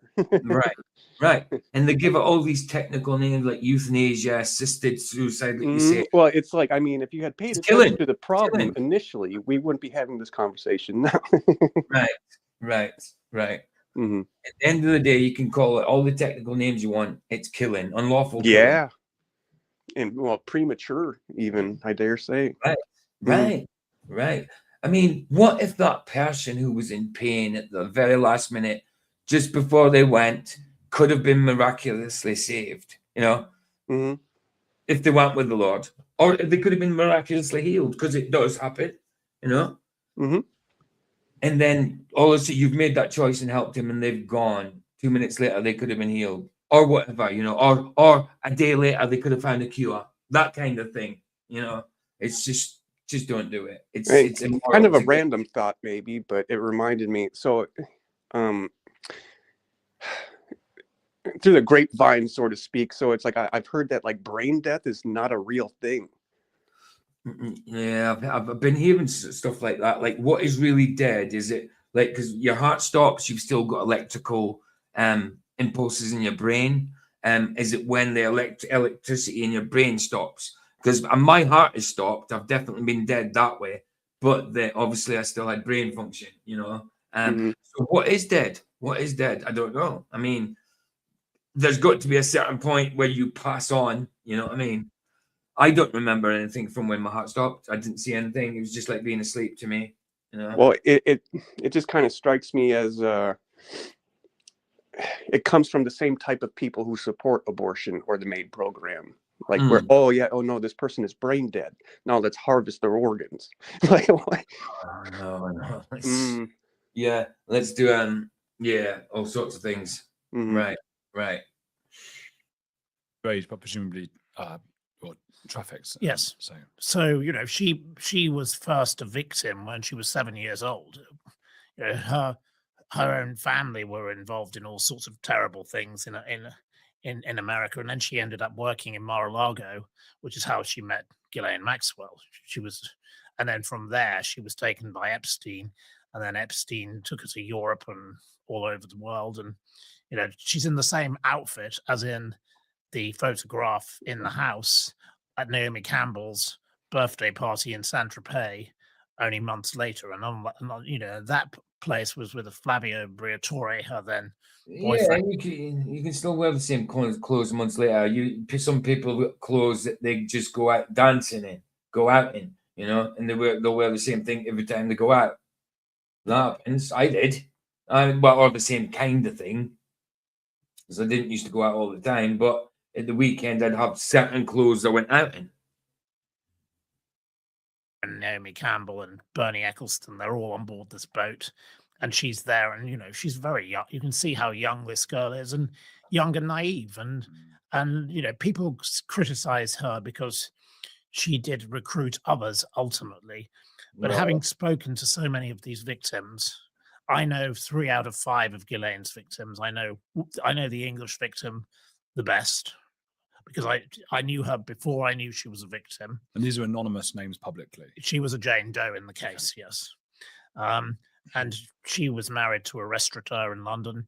She ultimately became a model, and she dated David Hasselhoff for a while. And, she's now a campaign for the victims and other ones I've spoken. Lone crusader in a dangerous world.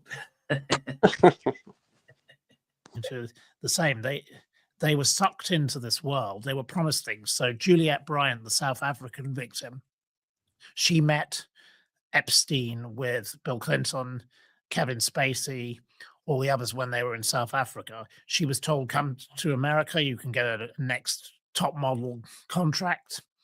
And she was taken there. She was told, we're going to go on to this island.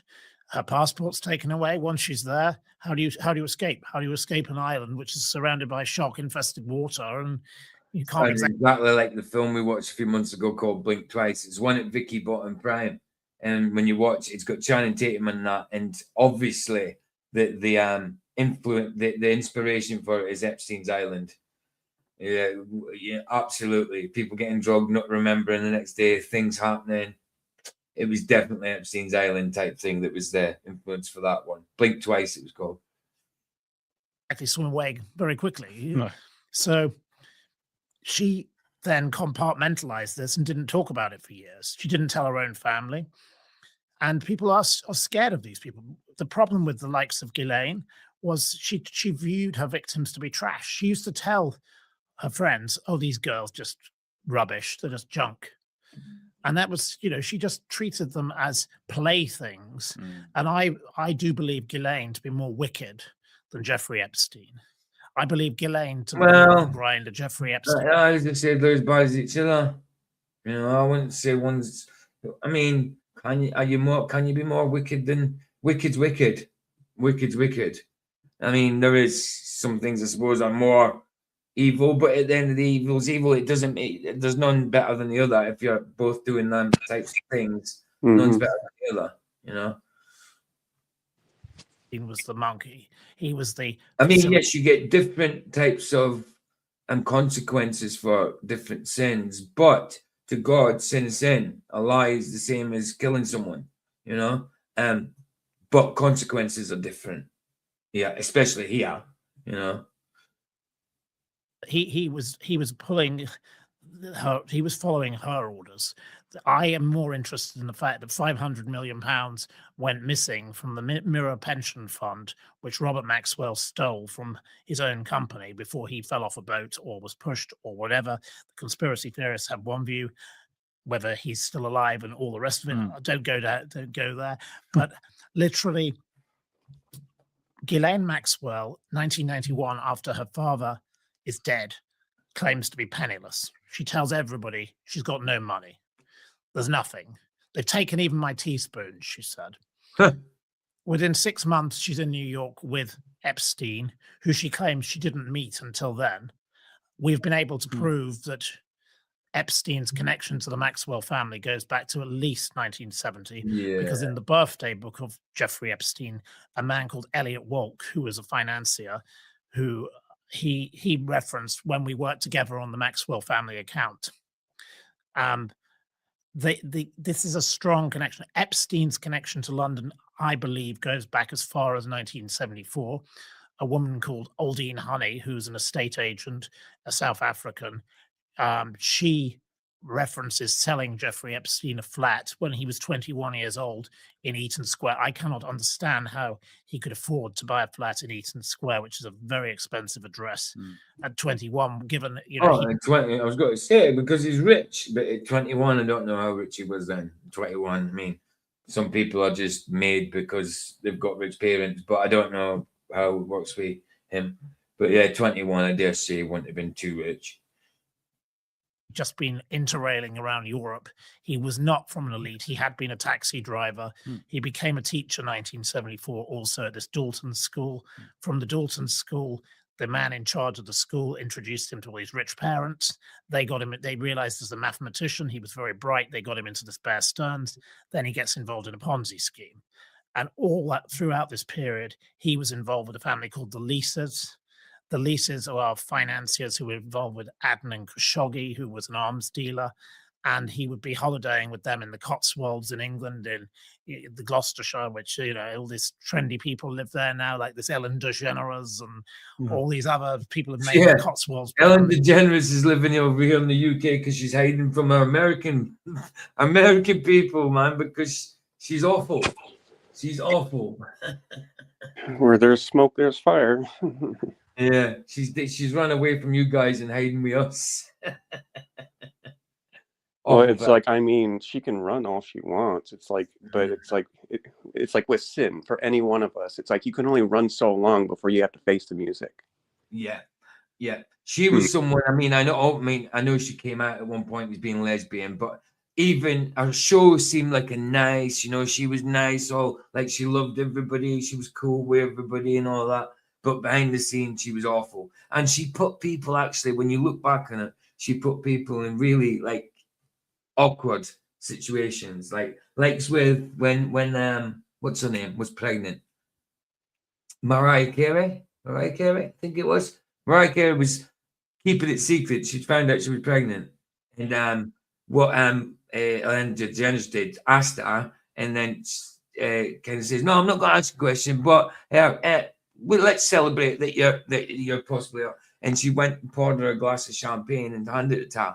Like, obviously, she's not going to drink if she's pregnant, is she? And she's trying to get her to drink the champagne, and knowing that she's pregnant, but she wanted to keep it secret. You know what I mean? That's a horrible. Was that Mariah Carey? I forget. I'm not sure if it's Mariah. I saw something about. Huh? I think it was Mariah. Yeah, I think it was Mariah Carey. Yeah, it's like, I mean, I remember that exchange happening. I just wasn't sure if it was Mariah Carey. Let me just find out. I think it was. Was it Jennifer Lawrence? I could be wrong. No, there was an exchange with them as well, but no, that wasn't a pregnant one. That was to do with her boyfriends, wasn't it? Who's she going out with? And I think. Yeah, I would have to look. Ellen DeGeneres and Mariah Carey being pregnant. Best of Mariah Carey on Ellen show. Mariah Carey's first and last appearances. Hold on, it didn't catch it. Hold on. Being pregnant. Mariah Carey in her pregnancy, 2008. Yeah, it was Mariah Carey. Yeah, it was. this sort of Jilly Cooper-esque crazy place. Kelsey Grammer, I Yes. think, might be there. Yes, I think she might be there as well. That's a man. And Jeremy Clarkson, of course, lives Yeah. there, and all Oh, the rest of them. Okay, Kelsey's Fraser. That's Yes. as a man.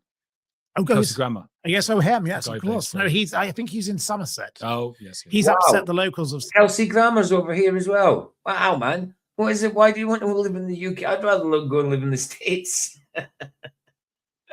Somerset by threatening to pull down a beautiful old cottage. Really? And he's an enemy of the people down. But I've he's read Fraser. You have to let him do it. Yes, he's allowed to get away with it. It's like that film The Holiday with that cottage that they were all obsessed with. It's not just Fraser, he's the Beast in X-Men.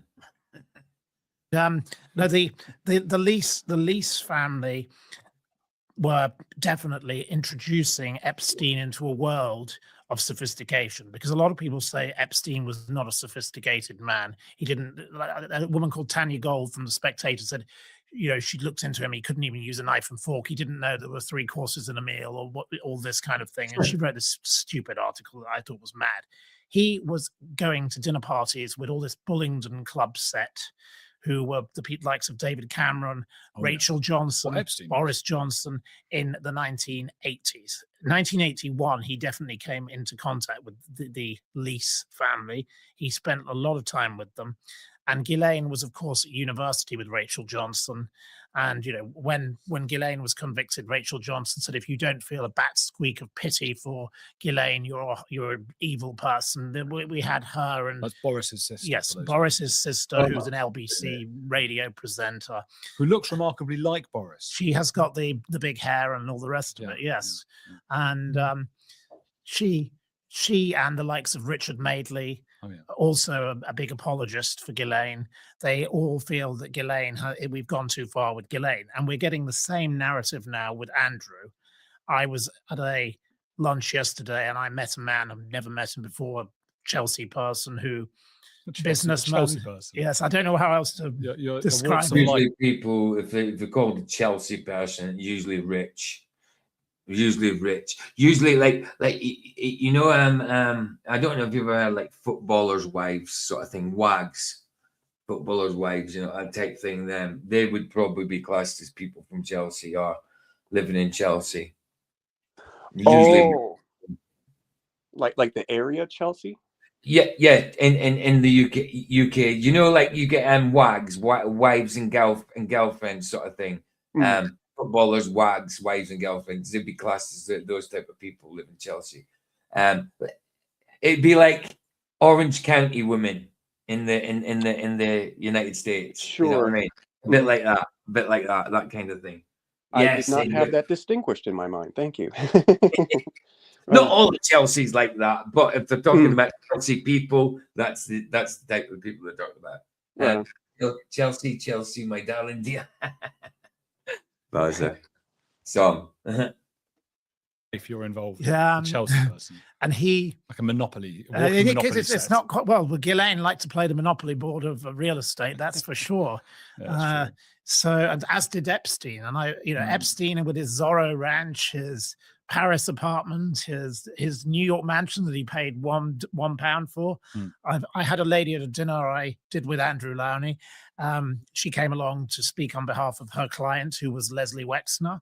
And why was Leslie Wexner giving Epstein a house that at one point was valued at nearly 100 million? It sold for 50 million. Who wants to own Epstein's house? The bad names with real estate tend to bring the price down. And of course, the islands were for sale for 125 million. They sold for something like... Leslie Wexner's a guy. I thought Leslie Wexner was a woman. Les Wexner, American businessman and former CEO of Victoria's Secret. Okay. I thought it was a woman he was talking about. Yeah, I think Leslie is a classed as a gender neutral name. Yes, it is. It is. Yeah. My mum's called Leslie, and I've had friends called Leslie also.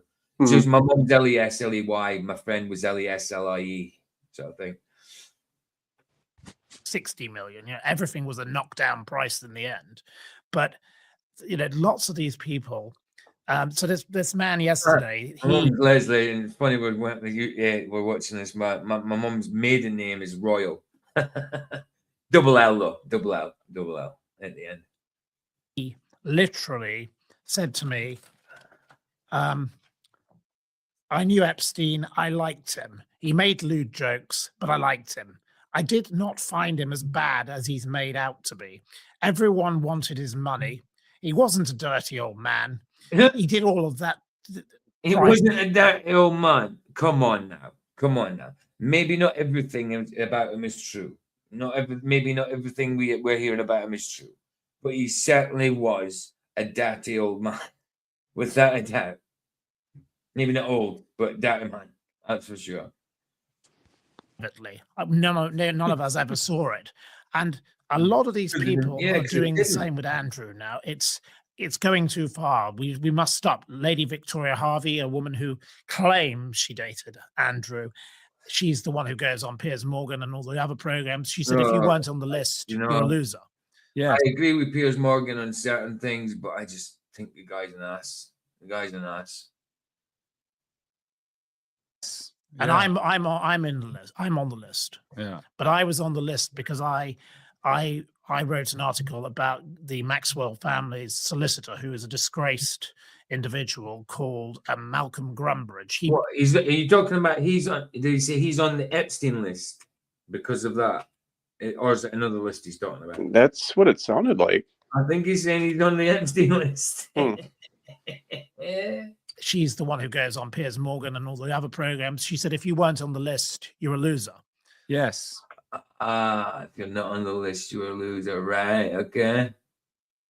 And I'm in the list. I'm on the list. Yeah. But I was on the list because I wrote an article about the Maxwell family's solicitor, who is a disgraced individual called Malcolm Grumbridge. He set up over 100 companies for the Maxwell family. Well, it makes sense. It makes sense. And others. And he was struck off for misconduct. And the FBI were following his movements in 2019. And the article I used, which also referenced Sean Atwood and his picture of the staircase and various things. I'll have to check that out. I don't know what he's talking about, the staircase thing. I've got to check that out. I'm sub to Sean Atwood, so I'm going to have to go to his channel and check that out. Was used as part of the evidence in Ghislaine's trial. So I am on the list. But is that the list or is that the files? Well, that's in the files, yes. It's not the list. Because the list would presume you've been on the flights, mate. Or is that how are people using the word list? The lists can refer to I thought the lists were the files. But the files on the list are virtually the same thing. You'd use those. That's what I thought, interchangeably. That's what I thought. Yeah. I didn't think there was a certain list of like people, or it comes to this party and comes to that party. I just thought it was people in general in the files, through emails, through whatever, correspondence and all that, phone calls, messages. I thought that was all just the list, the files. Don't think there's any difference. If I hear list, I'm thinking invited to the island. Right. I'm thinking flight logs. Oh, the list of names who attended things on the island. Now that is something that's very much disputed. See, so a lot of the people who claim that side of things are disputed because I mean, like I say, there's got to be a lot of this true, but parts of it have got to be hyped up because people know about it and they've made up parts of it just to get in it, you know, get some fame out of it or money out of it. They claim went to the island, so they didn't go. You know, Leslie Wexner said he went for 1 hour with his children. Would you say something there? It's kind of a random thought, but in an episode of It's Always Sunny in Philadelphia, like they make fun of this in an offhanded way, right? Where Danny DeVito, or his character Frank Reynolds, had actually supplied all the soda pop to Epstein Island, and like where he's on the list, and he's like, "Oh, I just went for the snorkeling." I haven't watched that. I know what program you're on about, but I haven't watched that. It's funny, but at the same time, not so much. Well, when I see Danny DeVito, all I see is him in the second Batman is the Penguin biting someone's nose off with black goo in his face. So it was a random thought. I'm sorry. That's cool. That's all good. I like it. and Epstein wasn't there. They were on their own yacht and they just wandered around. Well, it's They were possible. not there for a party. There were plenty of people out there, including some people I respect, who have put out pictures of people on that island. And I've said to them, that picture is clearly AI. It's fake. And this is a huge problem we have with this whole story, is that there are so many people talking a load of rubbish. Yeah. I had one person approach me who said he was a security guard for Epstein. And he said, I had an affair with Ghislaine. And I asked him a series of questions. And I said, she would never have had an affair with you. Ghislaine liked people with money. She would never have chosen this man. You said, show me your bank account. Yes. And he showed you. You went, nope, not true. No, Ghislaine it would wasn't. never have It wasn't just the bank account. It was his entire demeanor. She was a snobby, snotty, horrible person. Robert Maxwell said, I have a beautiful daughter and she's just like me. That is why she was the favorite child. He would scream abuse at his children. A lady who I encountered, I knew the psychiatrist to the Maxwell family, a man called, I won't name him. In fact, it's probably best not to. He is a psychiatrist to all sorts of people, David Williams, Kylie Minogue, lots of people. And he had a patient called Eleanor Berry. Eleanor Berry is the daughter of Lord Hartwell. Lord Hartwell owned the Daily Telegraph. He was a similar kind of tycoon to Robert Maxwell. But Eleanor Berry was in love with Robert Maxwell. She wanted to have an affair with him. This monstrous, huge man who wants...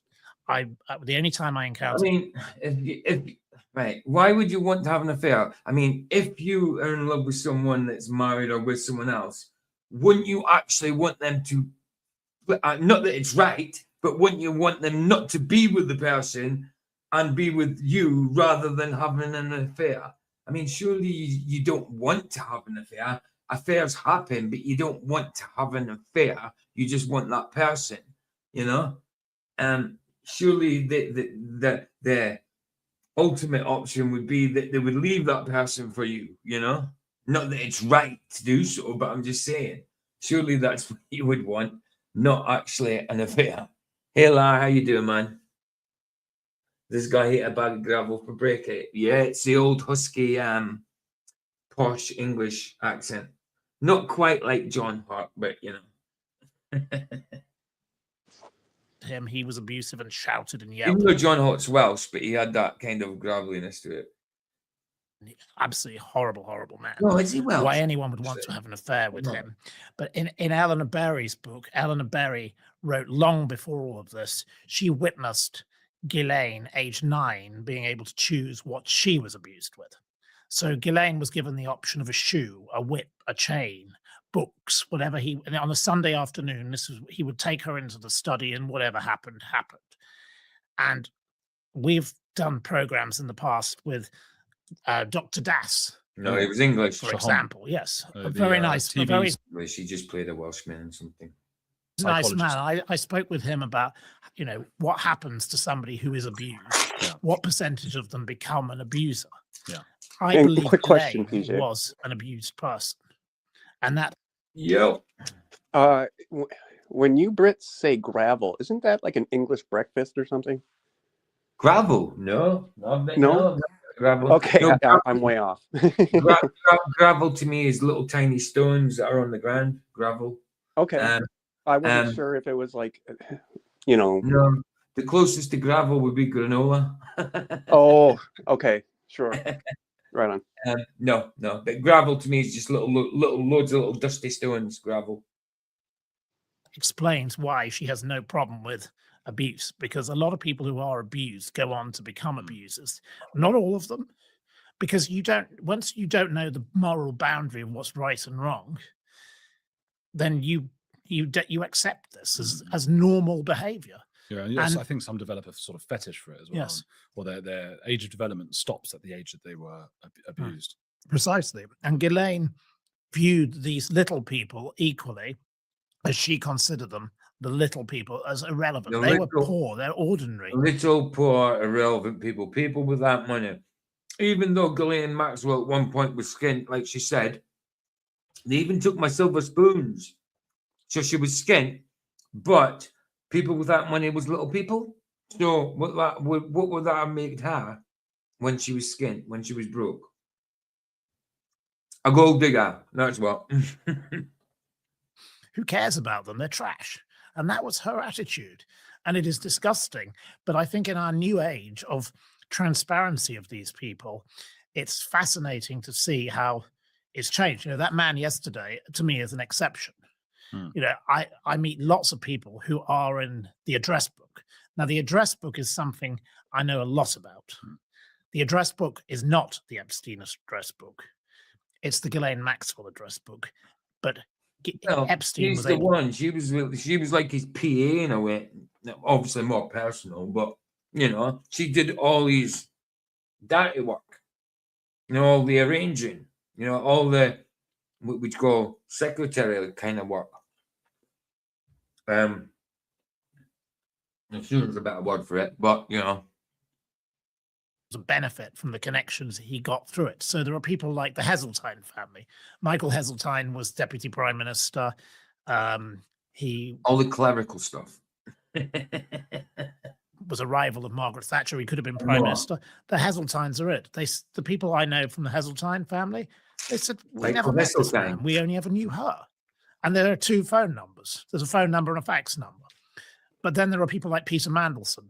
There are if he's talking about Peter Mandelson, Heseltine, he's talking about Michael Heseltine. That's from the 80s, though. He must be talking about that family. That's politics as well. 17 phone numbers.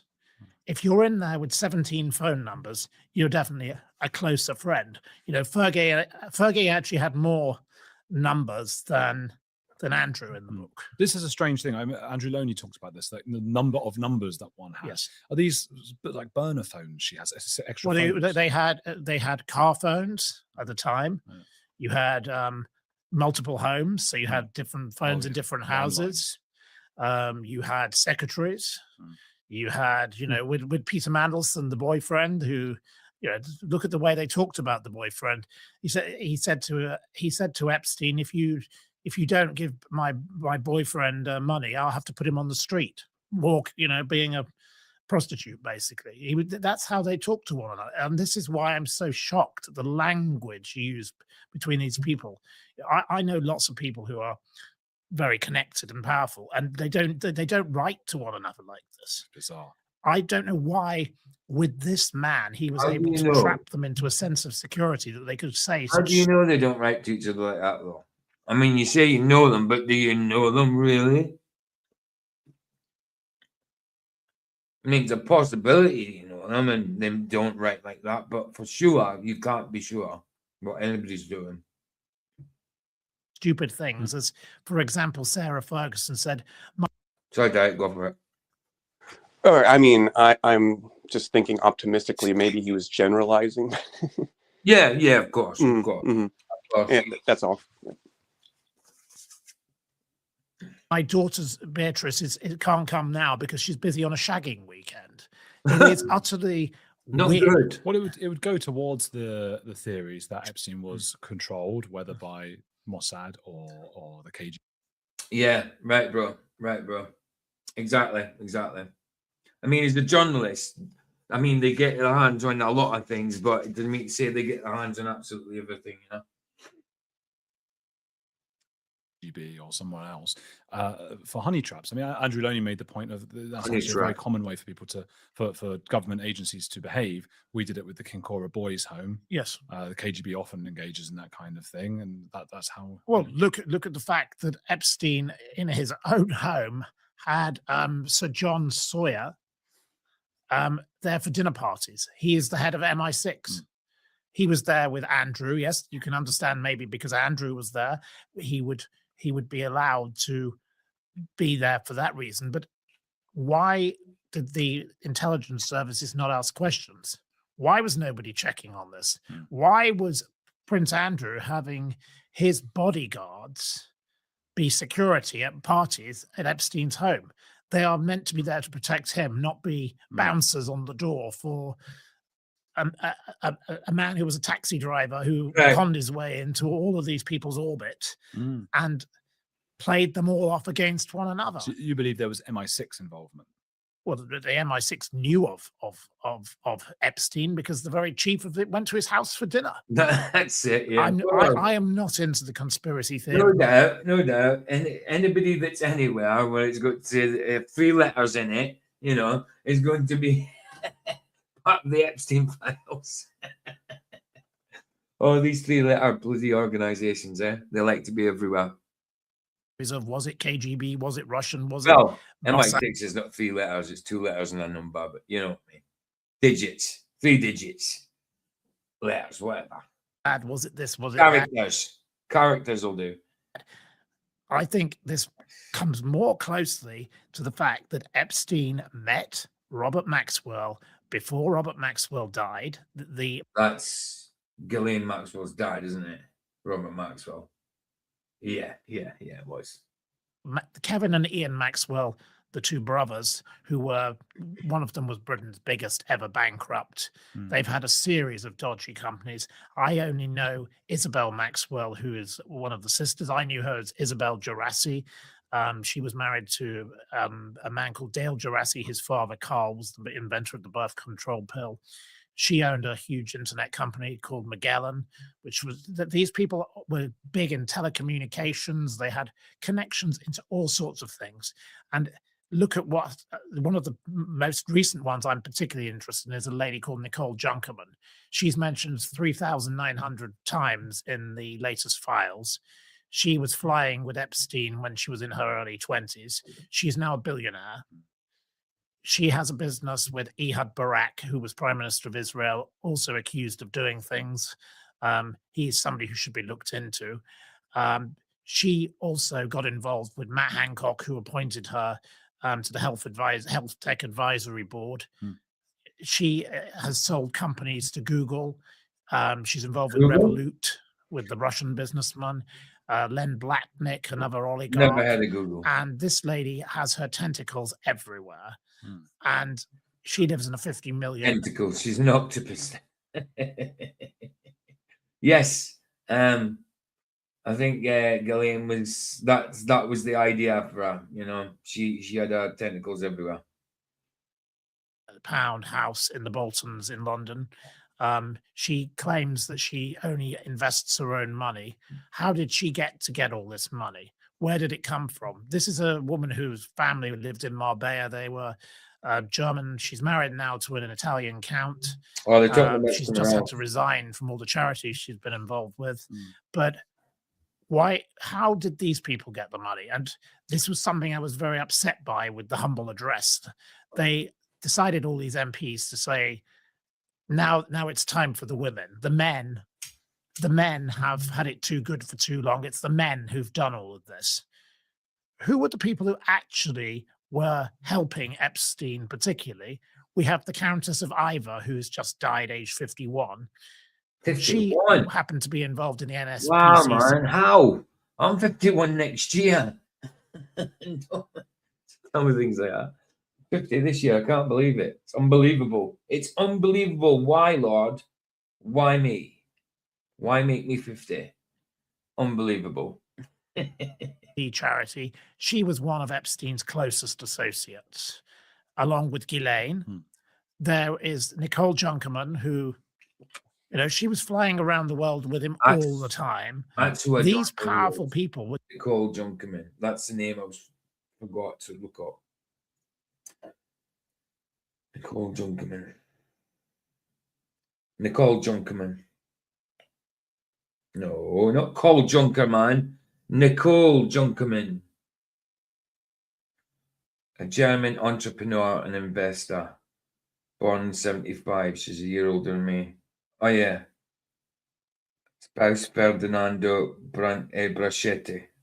Nicole Junkerman, also known as Countess Nicole. Right, okay. Brachetti Peretti is a German entrepreneur and investor with international activities in the sports, healthcare, and technology sectors. She lives in West London, no doubt. They all live in bloody London. just as bad. Who were these women as the men? They're the men. They should all be brought to account. Quite rightly today, Hillary Clinton is having been forced to testify. it is quite correct. She should have turned up the first time. And Right. Hillary Clinton and Bill Clinton, all of them, they all need to be brought forward. And the one thing Britain has got right is we are starting to go after this. They have gone after Mandelson. They have gone after Andrew Mountbatten Windsor. Why Right. don't the Americans do this? But Then they equally, went after Andrew, but what happened? He lost his title. It doesn't mean his family's not going to still help him out and all that, and he'll still be treated by them like he's royalty, but just not by. We just don't have to submit ourselves to him. But you know, he didn't serve any time for it. Wasn't convicted of it, even though it's bloody evident he's guilty. Even if you see that interview, I mean, how he was floundering all over the place in that interview. And that interview that he had was meant to help him out. It made him look terrible. why didn't we do it earlier? You know, I spoke with Channel 4 News myself in 2020 about Ghislaine Maxwell being monitored in 1994 by the Met Police. The Met Police did nothing. A lady I knew, her home was used to do surveillance for 2 weeks in Ghislaine's former home in South Kensington, Stanhope Mews East. And they were... Kensington's a rich place as well. It's an area in London, Kensington. I actually thought about going to the School of Arts there when I was in rehab once. It was a fleeting thought. That was it. doing surveillance on what they considered an upmarket brothel. And there were young Russian girls coming and going all the time. And then nothing happened. Now, Ghislaine went to school with Dame Cressida Dick. What? Who became chief of the Met Police. Right. She is involved. She is more well known for the scandal of the poor man called Jean-Charles de Menendez, who was shot during the after the terrible terrorist attacks, the 7/11 terrorist attacks. Yes. At Oxford, Ghislaine's tutor was Cressida Dick's dad. As you can see, these people, the connections are so deep. Yeah. I'm not saying there's a conspiracy, but because Ghislaine was so in with, and she made sure she was in with the likes of Andrew. Everybody, like I said earlier, tentacles were everywhere. I think you're talking about someone else then, but she had tentacles and they were everywhere. More than 8 tentacles.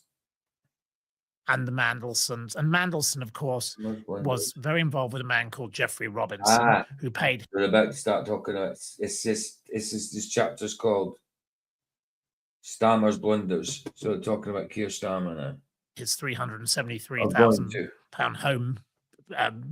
Instead of having a proper mortgage like a normal person, when he was a minister, he got a loan from this MP who was the chief of British Leyland and Jaguar at one point. And cars are a very important thing in this story with the finances, the financial situation that's gone on with Mandelson.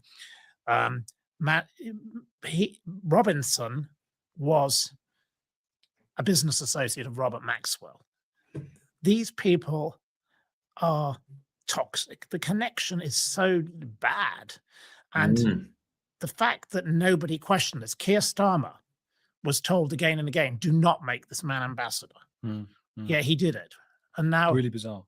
Why did he not turn up to it? Because Keir Starmer does not give a crap. He's got an agenda. I mean, look what he's allowed to happen here in the UK, and taken over by Islamists and, you know, illegal immigrants. And they get treated when they get over here. They're called illegal immigrants because they're doing something illegal. If I did something illegal, I get punished for it, you know, but they get treated. And then they get to rape our kids and women. I'm sorry, of course, is terrible. That's blunt. It's blunt, but that's what they do. That's what they do. Well, not all of them. Not all of them, obviously. Right. No, thankfully no, so. I'm just saying because of what he's done, that's been allowed to happen. Obviously, not all of them. They're not all bad. You know. Well, right. And you know, it's like with it being England, it's like, I mean, for all we know, I mean, let's try to be optimistic. But imagine ourselves as a Middle Eastern immigrant to England. We've never heard the gospel before, but then we hear it there maybe. Yeah. Right. You know, I mean, couldn't that be one of the best starts It could, in it life? could, it could, but I Potentially. mean, that'd be great. But I mean, at the minute, they just seem to want to take over. You know, it's all about. I mean, well, But there's yeah, it'd always be that good, dark side to look at, you know. of I mean, course. that's kind of like Of looking at the heart of man. I mean, what lights in there? course.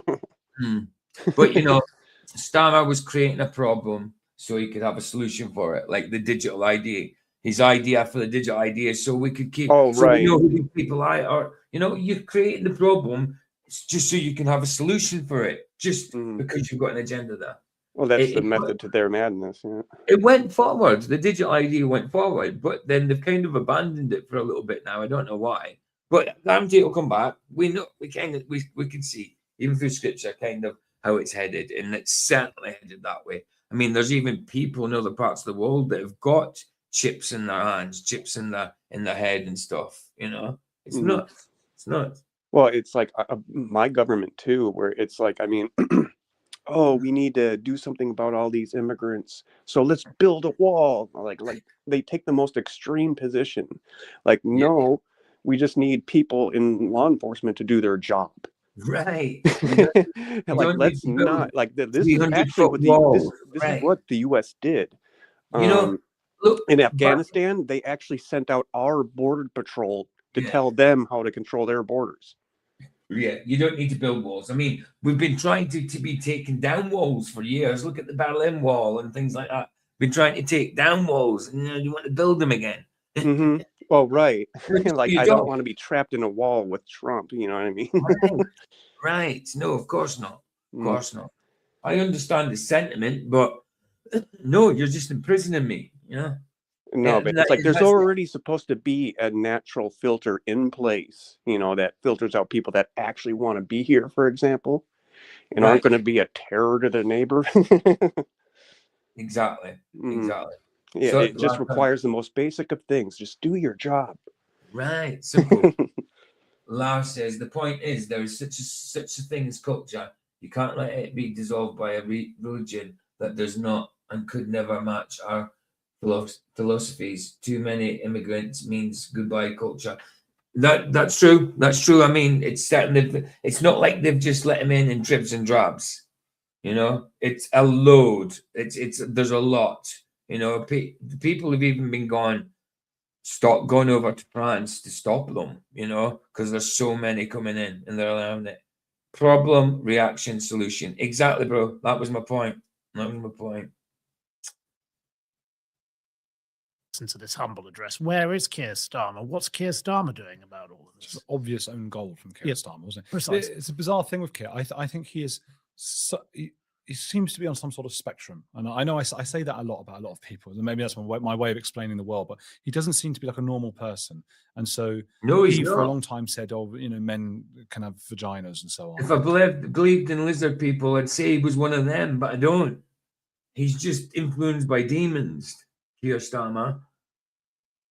Until the day that the Supreme Court changed that. I mean, he knew Jimmy Savile. He was some kind of lawyer for Jimmy Savile at one point, you know, and he knew what Jimmy Savile did. Not a word. No, they can't. And I thought, okay, this is a man who's obsessed with what is legal and what is law. So if Mandelson hadn't yet been legally tried, Japanese are throwing them out. Fair play. They were imposing their religion ideals on the Japanese people, even doing cremations, which they don't allow. Japan is strong. We need, yeah. No, fair play to them. Fair play to them. They're certainly strict. They're certainly strict. or found guilty. But again, like with the intelligence services and Epstein, they knew Lizard about this. demons. They But knew but exactly you know, what he's here. what his crimes were. Yeah. They knew what he did with the Hinduja brother. Yes, they all knew. Everybody in the BBC knew. All celebrities knew. I don't know if Maggie Thatcher knew, but she knew him. The Queen knew him, you know. But people knew. A lot of people knew. Look at John Lydon from the Sex Pistols. Even in the 80s, he said it. He brought it out in the public, and people laughed at him.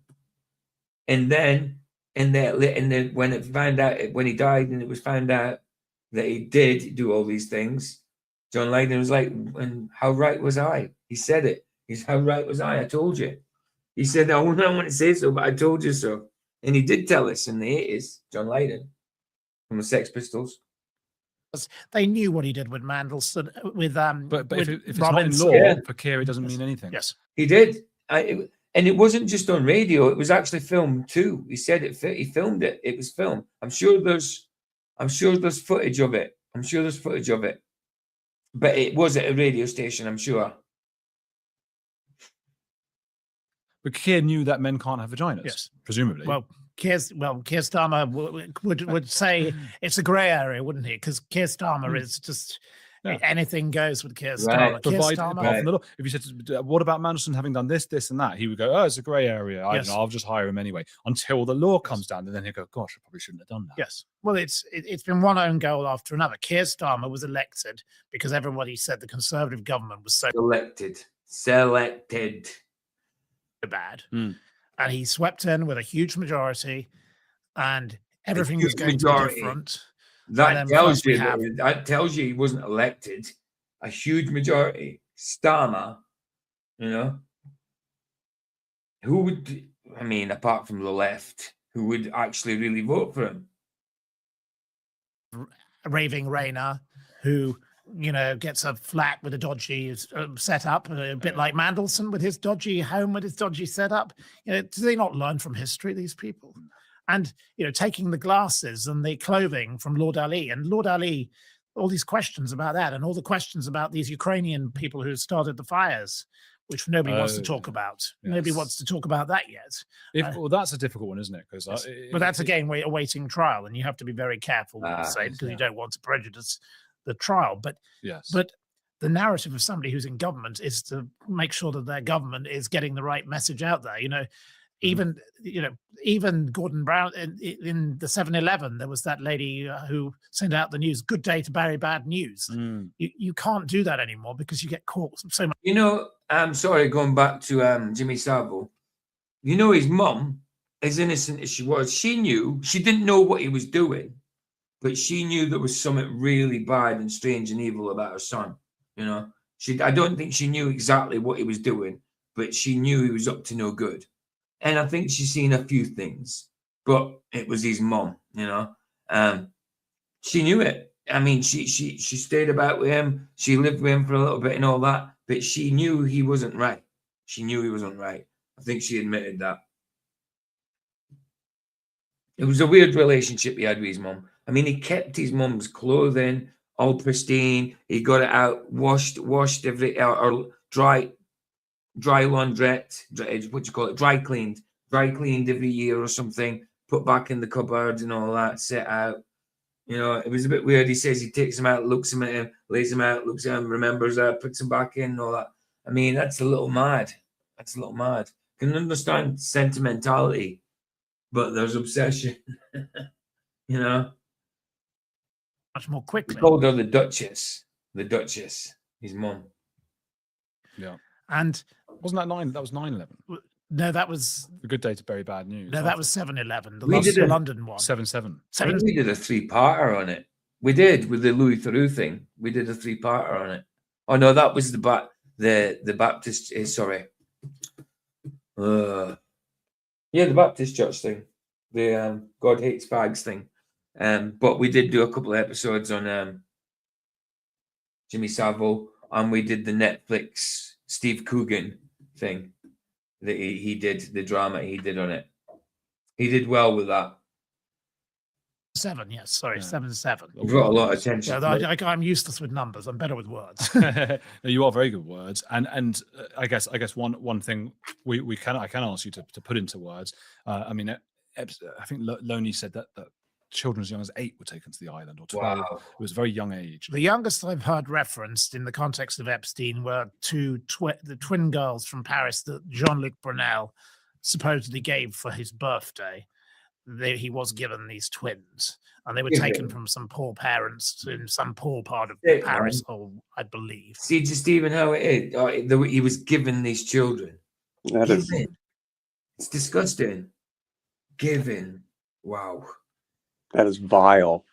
Absolutely vile. Like prepubescent children. Yep. he was given these little cute gifts, twin gifts. Here you go. You have these little toys. You do what you want with them. Disgusting. Disgusting. Yeah, awful. And no one knows what became of those. There were 12. There were 7. Seven. Yes. That's Right. the youngest reference I've heard. Would Now- is it fair to say that Epstein and Andrew's a separate question? There's 2 questions. We have to use silly language on YouTube, but PDF Yes. files Well, or P yes. You files. certainly know there was younger there, that's for sure, because it's definitely linked with Pizzagate. And I know a lot of Pizzagate has been allegedly debunked, but there's still truth to it, without a doubt. Epstein, if you believe somebody called Jay Beecher, and Jay Beecher is somebody who works for effectively the Maxwell family. Mhm. He's been paid £80,000 by a man called Brian Basham, who is their spokesman, for writing a book. Jay Beecher and a lady called Jessica Reed Krause, who's very much one of these MAGA influencers, they have a podcast Yeah. where they talk about how Absolutely, Jeffrey bro. Epstein was not what you call a PDF. He was actually like Hugh Hefner. Hmm. And they compare him to Hugh Hefner, and he just like, a bit of fun and Oh, come on. young girls. And I think that is absolutely reprehensible and wrong. And it's proven to be wrong, because why have these people been paid out? You don't pay to someone you didn't do something to. And that's what everybody has said of Andrew all along. Why it was £12 million or whatever sum it was. Exactly. Yeah. Why would you pay for something if you didn't do it? Just to make it go away? No. I wouldn't, on principle. No way. Was paid. Yep. And again, what we need now to know, and it must come out, is what was the sum actually paid, and who paid it, because the British public are starting to say, was it the taxpayer paying this, or was it the Queen, or was it King Charles, or was it a combination of all of it? And where did it actually go, and what did Virginia actually get? Because the charity Virginia was involved with doesn't appear to have, nothing seems to have occurred with that. So the trail of that money is also very curious. But coming back to these victims, the victims I know have been paid money, and they were settled. And a lot of the settlements were made Why by would you banks, give money? because these There's banks no truth to it. would rather just pay a bill and get rid of the negative publicity. So, of course, there are people who now come out of the woodwork who are fake. So you get a lot of people who will be making. Yeah, that was my point earlier. There's a lot of fakery to it. Absolutely. Yeah. A lot of people try to get involved because they'll make something out of it, money-wise, monetary, lucrative, whatever, virality, even attention. Well, it's like when it comes to this whole topic, the whole reason why we're still discussing it is because there's been a lack of justice served. No, right, exactly. I mean, the only pair of people, Ghislaine Maxwell, 20 years. Well, and because it's like, it's not just her, but like others, Right. like Clinton. Of course, yeah. And where it's like, like there's horror stories really, like where officers really tried to investigate, and next thing you know, they committed suicide. Right. Like, exactly. what, 10 of them did? Right. Like, they did not. That's what I'm saying, like you say, there's been a complete lack of justice for the whole thing. Like you Yeah. said, No, so it's like she's part of that, ilk. 100% part of that. Right. And so that's why people are groaning. Yeah. Mm-hmm. Too right. Saying I was a victim. You get that in any kind of situation of this type. But so many of them tell consistent stories of things that happened. And, it was rather like with Max Clifford. Max Clifford, who was a publicist in Britain, who worked with a lot of these people, represented by the same lawyers as Mandelson, for example, Mishcon Dure. With Clifford, it was the size of his anatomy. All the victims said it was very small. Is that right? I didn't know that about That was Max a Clifford. consistent theme with victims of Max Clifford. And that was one of the main reasons he was convicted. Wow. And with Epstein, he had very deformed parts of his body, supposedly. Really? I didn't know that either. That was I'd heard that. I don't know how true that is. I'd heard that once before, I think. there's a lot of discussion there. And I think, given his activities, I would probably say he was probably a little bit like Mugabe. He probably suffered with all sorts of sexual diseases. When you are Well, as that could be a prolific as possibility. that kind of activity, you are more susceptible to suffer. STDs and that, you know, and I suppose genital warts and that can make it look all deformed and stuff. So yeah, these things happen. That's why, you know, I think God knew what he was talking about when he says don't be involved in sexual immorality.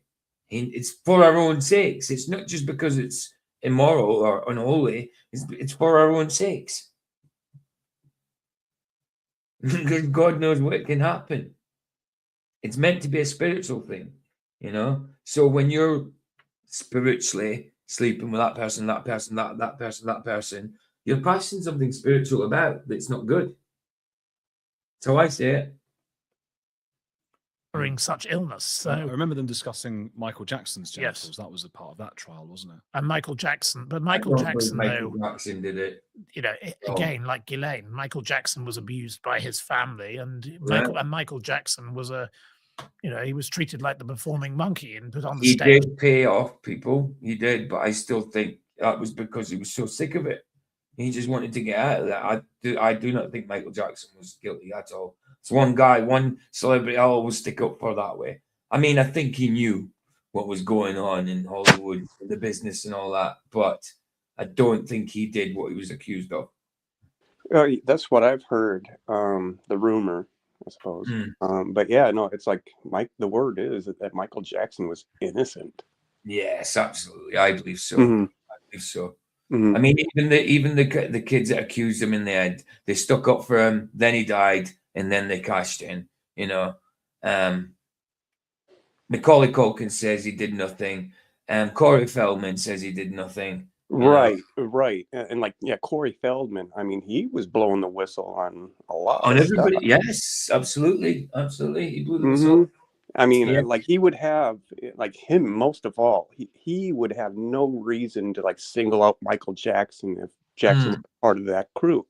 He loved Michael. I know. He tries to sing like him. He tries to dance like him. You know, he imitated him. He's not good at it, but he's okay at dancing like him. But singing like him, not so good.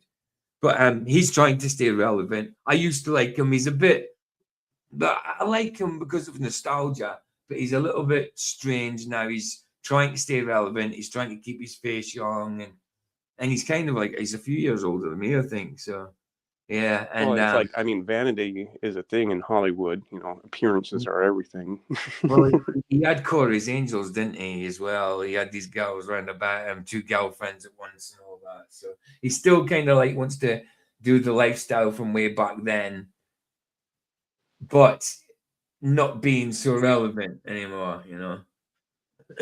But he's had it hard. He was acting from the age of 3. He was pushed into it by his parents. You know? Yeah. Arnold's had a 3-year-old, you know, 3-year-old. Well, it's like it's a different world when you get involved with that. Right. Mhm. And he, like his parents probably just gave him to the business, you know. Mhm. Obviously for money, not just gave him, but you know. And said, "You will go out there and you'll do this." And if he didn't do it correctly, he got a beating. A terrible child. I only met Michael Jackson once, and he was a very strange and poor, innocent kind of man. He was, There you go. But what an amazing talent. But Absolutely. where was his sense of morality? He didn't have one because he'd been brought up in a weird world where the only thing he was there for was to perform. And if he didn't perform, I wouldn't say he didn't have a sense of morality. I mean, I know his family were Mormons. They got some kind of faith, you know, or were the JW? JW. It was Prince's family that were Mormons. Prince's family were Mormons. Michael Jackson's were JW. So they've got some kind of teaching. And when the Twin Towers happened, Michael Jackson thought that was Armageddon. He thought that was Armageddon when the Twin Towers happened. And if I can touch on that real fast, like Mormons or JWs, it's like, I mean, I do discern that people amongst them at times do have genuine faith, even if they don't know precisely certain things. Gosh, good look. That's how Michael Kahn came to Christianity. I for through lack of a better JW. phrase, I'll call it blind faith. Yeah. I mean, look at our brother Michael. He came to Christianity through JW. That's how he started. They were preaching to him, you should read your Bible. He read his Bible. They were right about that. Yes, and they were right. But he read the Bible. Like, and God can use anyone. Yeah, he really read can. the Bible. He did what they said. He read the Bible, and he found out that what they were preaching was wrong. So, there you go. You can come to Christ through JW. Well, yeah, in that case, they definitely have something to talk about. Absolutely. And now whether they face up, to their comeuppance is another question. But yeah, the point's still there. That's it. That's it. Yeah, I like Michael Jackson. I was gutted when he died. I've got one more question for you, but first, where can people find your work? So I publish something called the Steeple Times, and you can find that online, thesteepletimes.com. I do an awful lot on what was formerly known as Twitter, X. I find that a medium which is very good for finding information. I make most of my contacts with people. I've never heard of a platform being called a medium. Okay. It makes sense. Very interesting stories there. You get a lot of crazy people, but you get a lot of wonderful people. And then on YouTube, I occasionally do a show of my own. And now and again, I go on Talk Television with Peter Blexley and others and Martin Brunt and talk about cases such as Madeleine McCann. I'm quite involved with a number of people who I believe to be innocent who are in prison. So, for example, a man called Omar Benguit, whose sister has been campaigning for him for 23 years. If he would admit his crime, he would be allowed out. He was convicted of killing a lady in Brighton. I'm sorry, Bournemouth. And, there you go. Someone who does their time like that, and if they admit the crime, they'll get out, and sticking to the guns and not admitting to it after doing all the time, I would say it's got a high chance of being not guilty. If you were guilty and you've been denying it all along, but you've been given the option of if you admit it, you'll get out. You would just admit it, if you were actually guilty. But if you're not guilty, you've got to stick to your guns. I wouldn't like if I'd been accused of something that I hadn't done, like something like that, and I'd done time, and they said if you plead guilty, if you say you'll go guilty, it's parole time. If you accept your crime, you can go free. I would say it'd be hard not to do it, but I would have to stick to my guns. I'm not going to admit to something despicable that I didn't do. Never.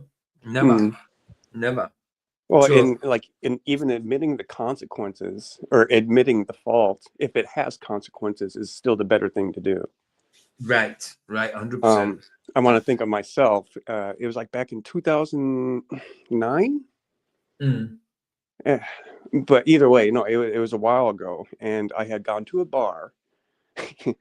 My house is like 2.5 blocks away, but the cops saw me get in my car after I went to the bar, and a block down the road, they pulled me over. And in the report, the police officer said, and Mr. Nelson said, "You got me." I did go to jail that night. Yes. That tends to happen. Yeah, I know, but it was a smooth transition despite my error. Yeah, because better that. When I've been caught for things, I've just hands up. I can't be bothered with it. Because you can fight it, and you can get not guilty even when you are guilty. I know plenty of people who have. But I can't be bothered with it. I just when I used to get into crime, I just admit, okay, I did it. Right. You just fess up right now. Yeah. I just can't be asked with it. There's been a few times I've held out, but in general, it's no, it's like the more you hang on to it, the worse the pain's going to be. You just want to get police bail and get out and get back on your drugs again, or else you've got to be in the jail cells waiting to go to court. Well, see, that's the desires of the flesh. They're always driving. Well, that's when I was an addict. Yeah, so exactly. You just didn't want to be in. If I'd done something and I was just normal, I probably would have held out because I could do it. But because I knew I was going to be in the cells, rattling till whatever, I just used to admit it and hopefully get out and police bail. You know what I mean? Sort of thing. How's that brother on the inside? How's our brother on the inside? Who? Wait, who? Buzzer. Who's our brother on the inside? Oh, right. Yeah, sorry, bro. Wow. Wow. Yes. Yes, Jaden Sound. He's fine. He's fine. I need to download the app on this phone. I had to put on my other phone today for a bit because I don't get paid for a few weeks. So I'm using my old phone. So I need to download the app. I did text him the other day, but I said I'd get back to him. I need to get back to him again and answer a few questions that he asked. But yeah, no, he's doing all right, bro. He's doing all right. He's doing sound, man. He's getting on with it. He's getting on with it. And I don't think he's had it. He's said a few times and things like that it's hard to stay, focused in there because everybody's swearing, everybody's, doing what they do in jail, and it's right there in front of you. It's hard to stay away from because it's there, all the time, and you've got no privacy in that there. But he managed to organize like a little Bible study thing with people in prison that turned to the Lord as well, and they used to kind of pull each other on when they were going wayward and stuff like that. Brothers looking after each other. But he moved to another part, so I dare say that he's doing that with other people. But I'll have to check out. I'll have to download the app again and look at his last couple of messages because there's a few things he asked me to answer. I answered one. He was asking about where do I think the sun and moon are, as opposed to the firmament, whether I think whether within, just loose within the firmament or embedded type thing or between and stuff like that. He was asking me this kind of question. So I answered that one, but there's something else he asked and I can't remember. I'll have to check it out. Thanks for reminding me. But he's sound. He's doing good. He's doing good, man. He'll get out early, man. He'll get out about 2 years, I reckon. Maybe 18 months, 2 years. There was a serial killer operating in the neighborhood who always killed on the 12th day of the month, and only 3 months later killed somebody else only 4 streets away. Oh, wow.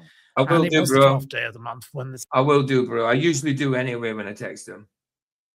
occurred. So I excellent work. do things on there on YouTube about those things. I write a bit, and yes, that's about where all with me. We'll put some links down below Thank so you. people can go and follow you. Who's a heretic you admire?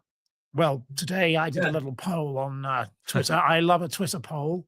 My audience love them. Brooklyn Beckham. We did talk about, you responded with Brooklyn Beckham.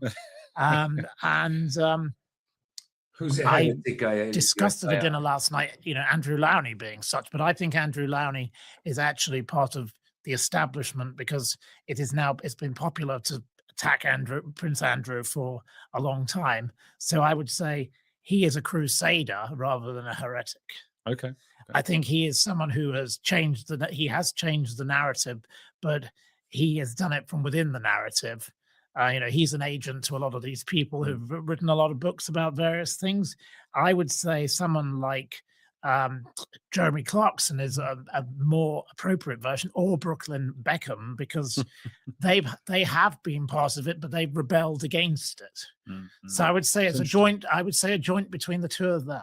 Very interesting. Well, very interesting heretics. It's definitely the first Brooklyn Beckham we've had. Someone might have mentioned Jeremy Clarkson before. I'm not sure. Yes. Great heretics. People, I'm going to ask Matthew Steeples a couple of questions on Substack. Just go to andrewgoldheretics.com for that. Keep watching this channel. Hit the like button, and I'll see you in this video. Thank you, Mr. Gold. Thank you very much.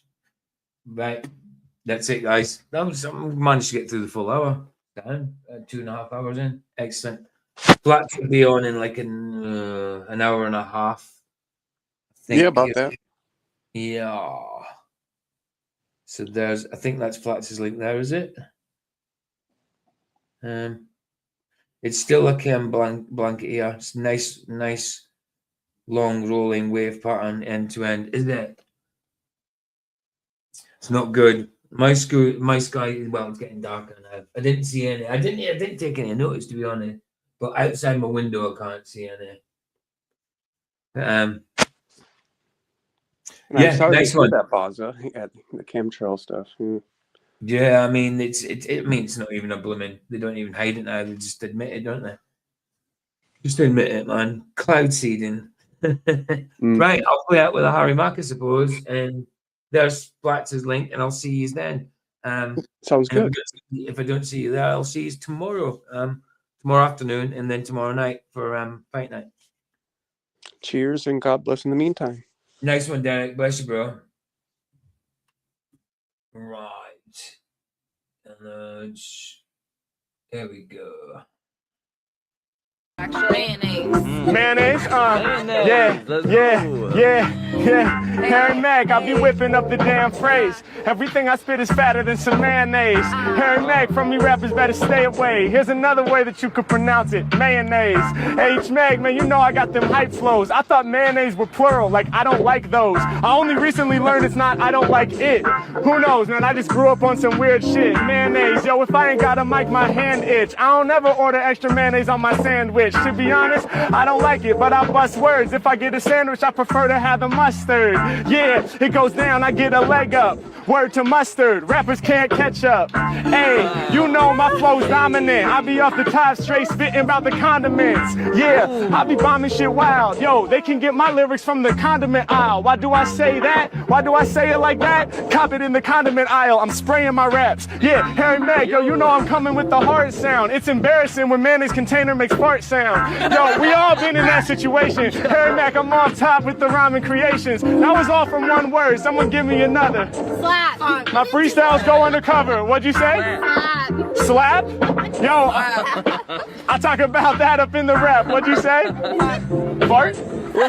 Funk. No punk. All right, check it. Harry Mack, I got the raps. I bust the funk and my music always slaps. Yeah, when I'm on it, man, you know I'm just gonna close it, fam. I be smacking instrumentals with the open hand. Greatest off the top, you know I always been that. I'm Mac instrumentals, hit them all up with the pimp slap. It's Harry Mack, man, they don't know how hard I went. I be funky with the lyrics like I rap with Parliament. It's Harry Mack, I grab the mic and whip these lames down. Matter of fact, my flow is so funky, they call me James Brown. Hey yo, I spray it with these. I'm so funky with it, I should just be playing the keys or playing the bass or on the drums like I'm Clyde Stubblefield. I be in the mothership, feeling how no other feels. Yeah, hey yo, I'm rapping like what? I'm backing them up. The whole track, I'm smacking it up. I'm slapping it this way, that way, I'm moving his face back. Your whole entire energy, I might just erase that. Yeah, up in my zone, yo, you know that's where I stay, fam. She be blocking my shine out with the Ray-Bans. Yeah, yo, I be killing them thoughts. That's a good idea, cause I shine 10 million watts. H-Mag, take your vision away. Truly spray, they need sunscreen, cause I spit them UV rays. Yeah, it's Harry Mack, yo, I got what they like. Yo, this is the blue silver scooter bike. It's H-Mack, I call it out. I put it in the rhyme flow. When I get to spitting, they be wondering where the time goes. Yeah, my flow's the longest, great. This backpack is triangles, the strongest shape. Yeah, the way I do it, yo, it's never been cute, but it's the angle of the triangle of two silver cute. Yeah, I'm about to do it, yo, I'm causing mad static while I'm kicking my lyrics, do geometry, mathematics. H-Mack, I'm on it, I'm really about to rip ya. Tougher than the leather, up and down like the zipper. Harry Mack, I'ma flip ya, controlling the zone. She's like, I might need to film it, so I'm holding my phone. Yeah, you never know. Mac about to damage ya. Might have to bust it out and film it with the camera. Yeah, I'm about to spit it off the head. Okay, I know the rules of improv. I'ma quit while I'm ahead like that. There we go. Nice one, guys. Best cheers. I'll see you on Flatters. Either since it's free, it's free. Indeed. Ta-da.